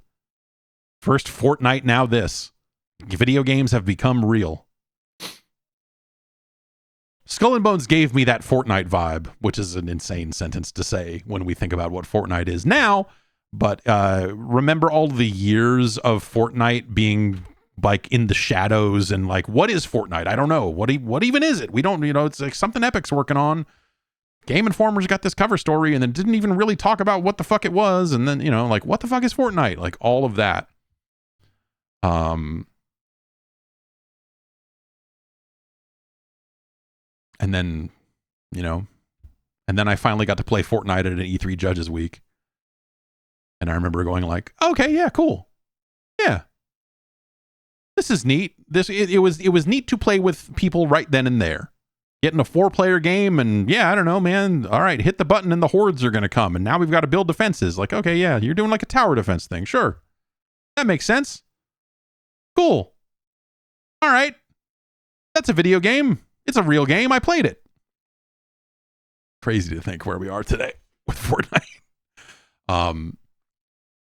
But Skull and Bones gave me that vibe of just like, I don't even know. I'm not even sure what this game is anymore after all these years. Like, are you really making a game based on the boat stuff from an Assassin's Creed game that is now, is it 15 years old? Is it, like, this is the thing is it quadruple A in budget because you've spent a decade on it and that's why you have to try to, like, okay. I feel like people coming out of the Skull and Bones open beta, which I installed but forgot to launch, are saying, hey, this is actually kind of worse in some ways than the boat stuff from Black Flag. Which is weird. I don't know. I'm curious to play the full version of Skull and Bones, which I will surely do at some point. Especially if it's apparently out. What a world! But no, in terms of just like the do I ever feel like shook or do I ever like wonder about video games? No, like video games will continue to change forms and shift, and it may someday shift into a form that you don't like anymore. I think that's a totally possible and acceptable thing. I have been through a lot of changes and found myself still enjoying video games. There were a lot of people that, like, around the 360 era of microtransactions, they started getting very angry and never stopped being angry. And, I get it. But like, the business model of video games is always going to be changing. We're so many, it feels like we're thousands of years past horse armor now, like ultimately it wasn't that long ago in the grand scheme, but it feels like a lifetime or 2 or 5 ago. Back then, for me, some of the stuff that I remember from the early microtransactions era is when Tiger Woods came out and they would sell you a full stats golfer.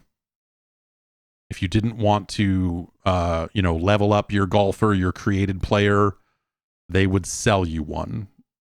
And once we started selling cheat codes, to me that felt like, all right, we've broken some kind of like pact here between the players and the games. Like, this is Like that was a fun thing. Like cheat codes used to be a fun thing. Like what are the last great cheat codes? What's the last great cheat code? It's like San Andreas, right? It's all of the cheat codes in San Andreas when you could unlock all the weird shit and just blow shit up forever.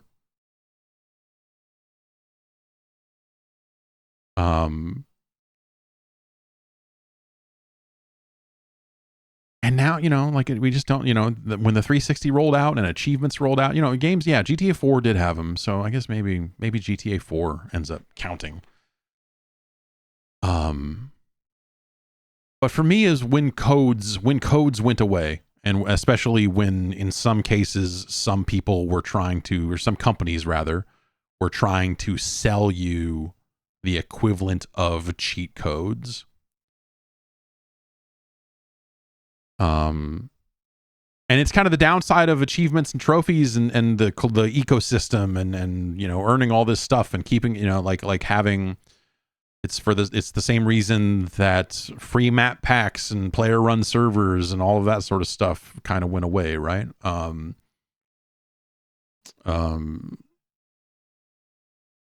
yeah, I don't know, man. Like I like that's a big dramatic change, but I found my way to the other side of that. I remember being really pissed off about I believe it was Battlefield Bad Company 1.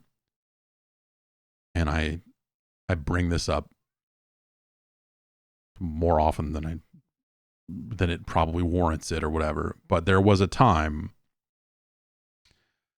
when for Bad Company, EA intended to sell you guns. They were like, we got these handful of guns that this is gonna be like this paid tier, or there's like five guns you can get as DLC, or some of them will come with the first run copies of the game or whatever it is, and these guns, it's quaint now to think about the idea of selling variants of guns, which is something that obviously Call of Duty does every single day. And then there was an outcry about that. There was an outcry about the idea of guns as DLC. These were unlockable in other games. And so the change that EA made was, okay, well, we'll give you these guns if you sign up for our newsletter instead. And then you won't have to pay any money. And the people who were angry were like, yay, we did it. And I was like, you stupid fucking idiots. The minuscule amount of money they were going to charge for these guns that you don't even really need anyway is worth way less than them being able to fucking market to you. You fucking rubes.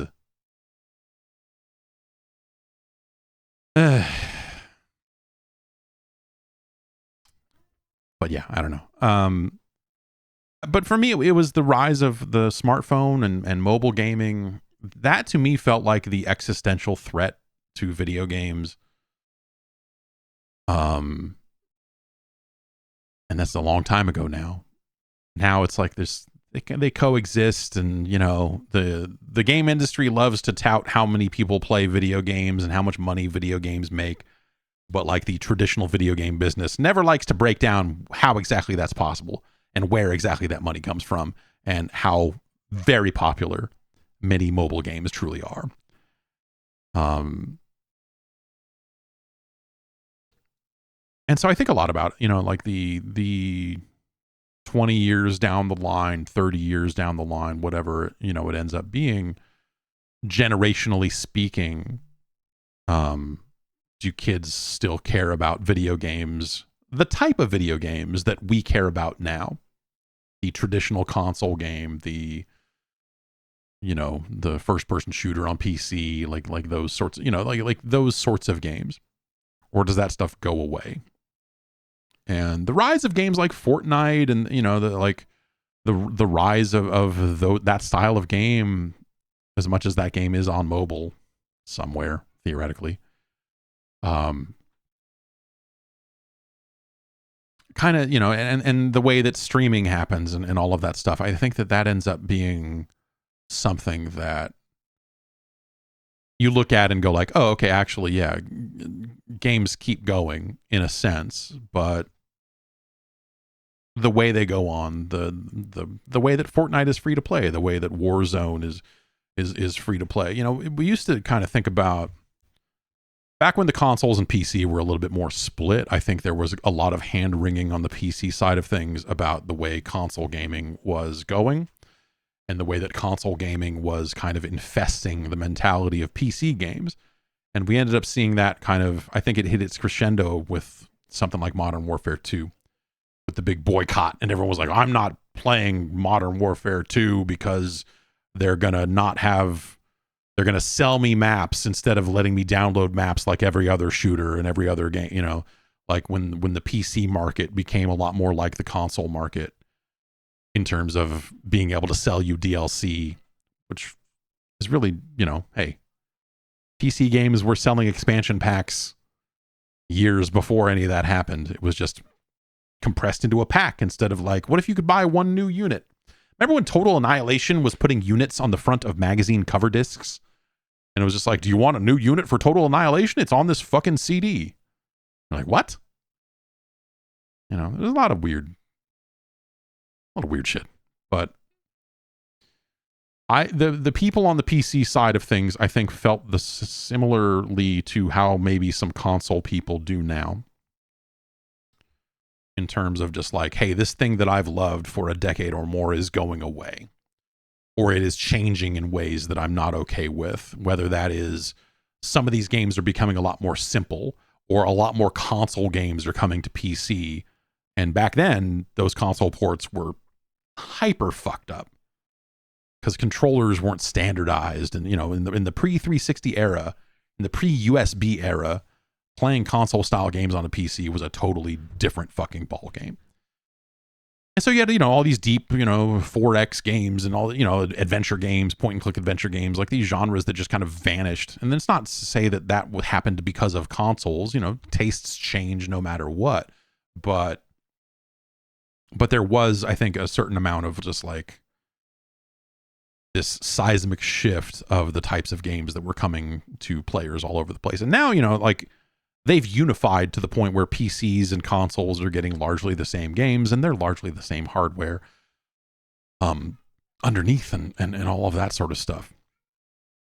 So it didn't end up, and also we've seen this kind of re-rise of a lot of these, what we think of as these grognard ass fucking PC genres. I mean, Baldur's Gate fucking 3 exists, came out, won awards, and even somehow fucking managed to come to consoles, which is crazy. That's wild. And so I think the thing that we're seeing now these days is that, you know, anything is possible if you've got the right budget for it. And if you're being responsible with money and you're thinking about different sizes of games, and instead of just like this arms race of, let's spend $400 million this time. Let's chase, you know, like trying to outspend and trying to make the biggest, shiniest thing possible. And instead going like, okay, here's what this size team, we can make this if you're scoping properly, blah, blah, blah, you know. I think we can see a lot of different games at a lot of different sizes and scopes and see them be successful across a lot of different genres that appeal to different types of player. And I think that that's overall healthy, but at the end of the day, you know, it is very easy to freak out about the traditional, you know, we talked about it last week when we were talking about midnight launches of console games and how that doesn't happen anymore and why that doesn't happen anymore. We're talking, you know, it factors in very directly to where Xbox is right now, where Xbox's classic franchises have fallen out of favor for one reason or another.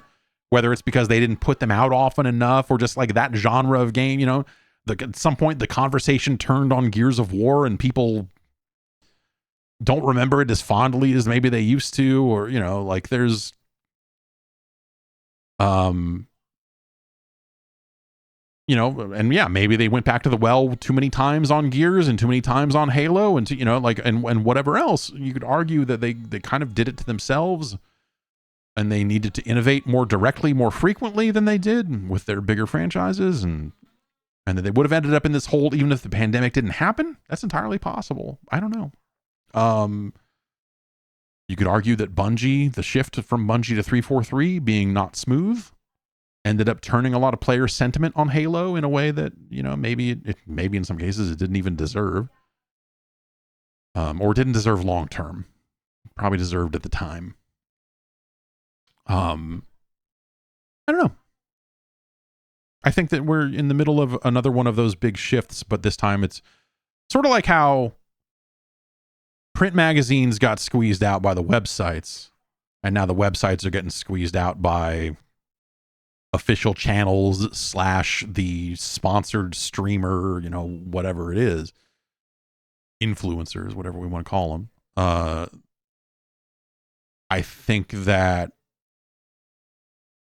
you could maybe make the case, and I'm working through this in my head right now, so this is not a clean analogy, but you could potentially make the case that what I was talking about with regards to PC gaming changing and being morphed into this kind of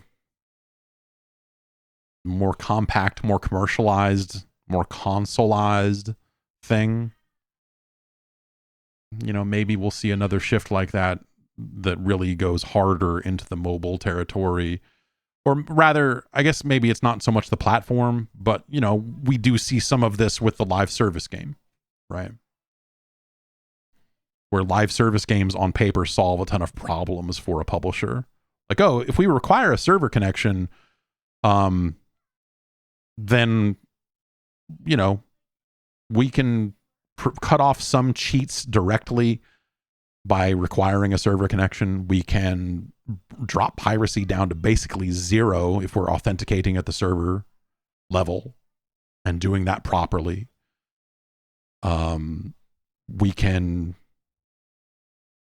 have players play the same game for 5 years, and on paper, I'm sure that all sounds amazing. Actually staffing and building a game that's good enough to warrant that and is frequent enough with its updates and on top of it well enough to be worth playing for that length of time, obviously is a much harder story. But it hasn't stopped more and more developers or more and more publishers rather, from chasing after that style of game. And yes, but at the same time, yes, Lethal Company is huge. That's a very small thing. Terraria was a huge video game. There's just a lot of stuff happening at different levels that make this stuff morph and change and shift. But I do think that, the conversation around the big $60, now $70 AAA game does have to change. And I think that's why when we talk about Microsoft and what they're going through and what they're figuring out and the things that they're trying to do to change up their business, and we talk about them in relation to Sony and the PlayStation, what's the thing that PlayStation has done? Nothing. They've been able to say, no, we're the company that is still just selling you these big, great games. It's a great place to be in. But also, of course, behind the scenes, they're sitting there going like, okay, we want to make 12 live service games by this time frame, and we need to buy this studio that does this. We need to, they're thinking about that stuff too. And I think that when we look at some of the Spider-Man 2 stuff and how expensive that game apparently was to make and how unreasonable that seems, how long does that work for them?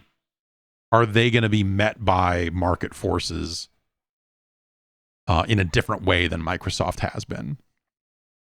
And what are they going to do when it happens? You see, like, oh, could we make shorter? There's a piece in Edge this month where they're talking to Sean Layden, former head of PlayStation, about the budgets on games and how fucking bananas they are and how it is totally unsustainable. And like, hey, can we make shorter games? Can we not waste a bunch of money making a bunch of grindable content and instead just make a razor sharp, shorter experience? I'm like, maybe you could, but like, is that $70? You get people into weird value conversations again at that point.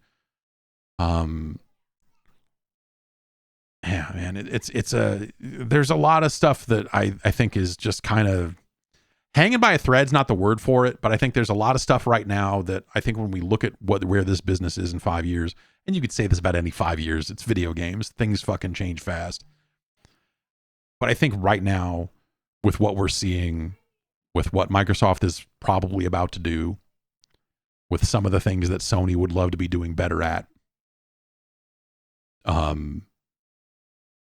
and where, you know, discoverability on the shops and indie games getting lost in the shuffle, and just like all of these different weird forces around a game release that are really fucking things up for a lot of people. It feels like we're in this zone where things are going to change. And you know, is it going to be better? Is it going to be? I don't know. You know, like I don't know. So maybe things change to the point where you say, oh, they've changed in such a way that I am no longer interested in playing video games. I think that that's very possible at any given time, for sure. But I've rolled with a lot of punches so far, and I don't know, man. I just fucking like video games. And I like the video game business. It's an interesting thing to look at from the outside for as long as I have. And so, you know, I hope to continue doing that for a very long time. But yeah, I don't know. I guess that's a long answer for you, Greg from Kansas. Hopefully that made some kind of coherent sense along the way. Very quickly here before we go, I've been thinking a lot about Minecraft in relation to some of this Xbox stuff. And Minecraft as a multi-platform game, and Minecraft as an example of a game that Microsoft acquired and then started to do things to. I like Minecraft, but did you ever notice that whenever you see shots of anything in Minecraft that is truly revolutionary looking, that you look at something that you're like, oh my God, look at this crazy fucking Minecraft. Look at this. Hey, come over here and look at this. It's never Microsoft's current, it's not Bedrock, it's never the current Minecraft, but it's always fucking Java Minecraft. It's always people installing the jankiest shit in the world. And you're going like, all right, man, here's how you fucking install Optifine. First, you're going to install Java on your computer. And you're like, the fuck I am. I'm going to reinstall Optifine. It's been a long time. There's a runtime in the Minecraft directory that you can use to do all of that without having to install new Java or whatever. But Microsoft's Minecraft, it's all theirs. I don't mean to pin it, but the current, the new, the modern version of Minecraft sucks by comparison. You know, they added their microtransactions and you can buy some skins and services, and like I don't, that's fine. You know, hey, I don't necessarily hate that stuff, but like the point is, none of that shit ever, none of the cool shit from real ass old school Minecraft ever made its way over. And I don't know if it's not possible or what, or if just people are just not into it because they're so ingrained in, you know, running these jars, downloading these hot jars. And it's a bummer. Remember they announced RTX support. They're like, we've added ray tracing to Minecraft, but to like do that in the PC version of Minecraft, because it never came to the Xbox version, even though they kind of seemed like it was going to, and I think did for a couple of days before they're like, oh shit, we pushed, oh geez.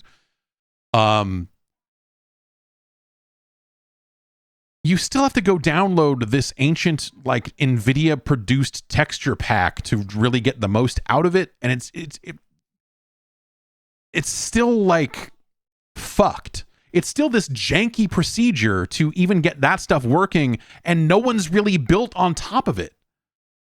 No one's really said like, oh, you've got ray tracing supporting. Oh, we built all this other cool shit on, there's like NVIDIA has a world in their store still that's like, look at it. There's a neon world and this works with RTX. And you're like, all right, what about just regular ass Minecraft or some fancy, crazy, ridiculous textures? Like, no, that's on some dude's Patreon. You gotta hit up Patreon, download the pack, and then unzip that to your resources directory, and then fire up Optifine or whatever the fuck you're doing. And are you using Minecraft Forge? Yes or no? Absolutely not. Never in a million years would I run Minecraft Forge. Okay, well, here's what you need to do. Like, it's just crazy to me that a game that has been as big as Minecraft has not been treated better or integrated more directly, like the Bedrock version of Minecraft has not been built in a way that is capable of just like, oh, hey, you can get these textures for the Java version and run them here. There was no, and I'm sure that's hard. I'm sure that's not, otherwise they would have done it, right? But it feels like there hasn't been an equivalent of like, hey, we're going to do this. And now here's the new hot, crazy shit with ray tracing running on Minecraft and on the PC. I just want an easy experience to make Minecraft look beautiful and crazy. But it's not there. It's the Java version of Minecraft. It's going and grabbing it and whatever. Installing it is easy. But it's like getting shader packs, getting resource packs, using Optifine to just manage all that stuff to some degree, and all like it just. Minecraft never got where it seems like it should have gone after the Microsoft acquisition, after the release of Bedrock. Like, it just feels like that version, like it might have feature parity with the old version and all of that sort of stuff as best they can, but it's a letdown. And I'm not even a massive Minecraft fan, so maybe there's people who are massive Minecraft fans who are more pissed off, or they've just written off the Bedrock version completely, and they're just like, yeah, I'm a big Minecraft fan. Why would I ever touch that version of the game? Like, all right, I guess, yeah. Maybe that's the actual answer. Anyway, I just had to get that off my chest because it bums me out. And Microsoft should have done a better job with Minecraft post-acquisition. And I don't know what circumstances. I don't know why that's the case. But it feels like some shit went wrong. Remember, they were like, we got our super duper graphics pack coming. Like, that never materialized, right? Something with Minecraft must have just gone super fucking sideways one of these days. I don't know. Anyway, tomorrow we'll play some video games. I don't know what we'll play. Probably some Helldivers, honestly. I need to play some more Helldivers. So maybe I'll get into some Helldivers. We'll stream some of that tomorrow. And then Thursday is Microsoft's big announcement. I am trying to make a schedule. I'm trying to reschedule some things so that I can watch that live and we can hang out and figure it all out together. And then Friday we'll do some 8-bit Nintendo games. Head on over to Patreon if you haven't. Patreon.com/Jeff Gerstmann. I should really mention that at the top of the show because the people listening to the end probably know about it already. And thank you for knowing about it and hopefully signing up. Patreon.com/Jeff Gerstmann. Head over there. Bonus shows, bonus content. Keep the Nightmare Machine alive. And I will see you soon.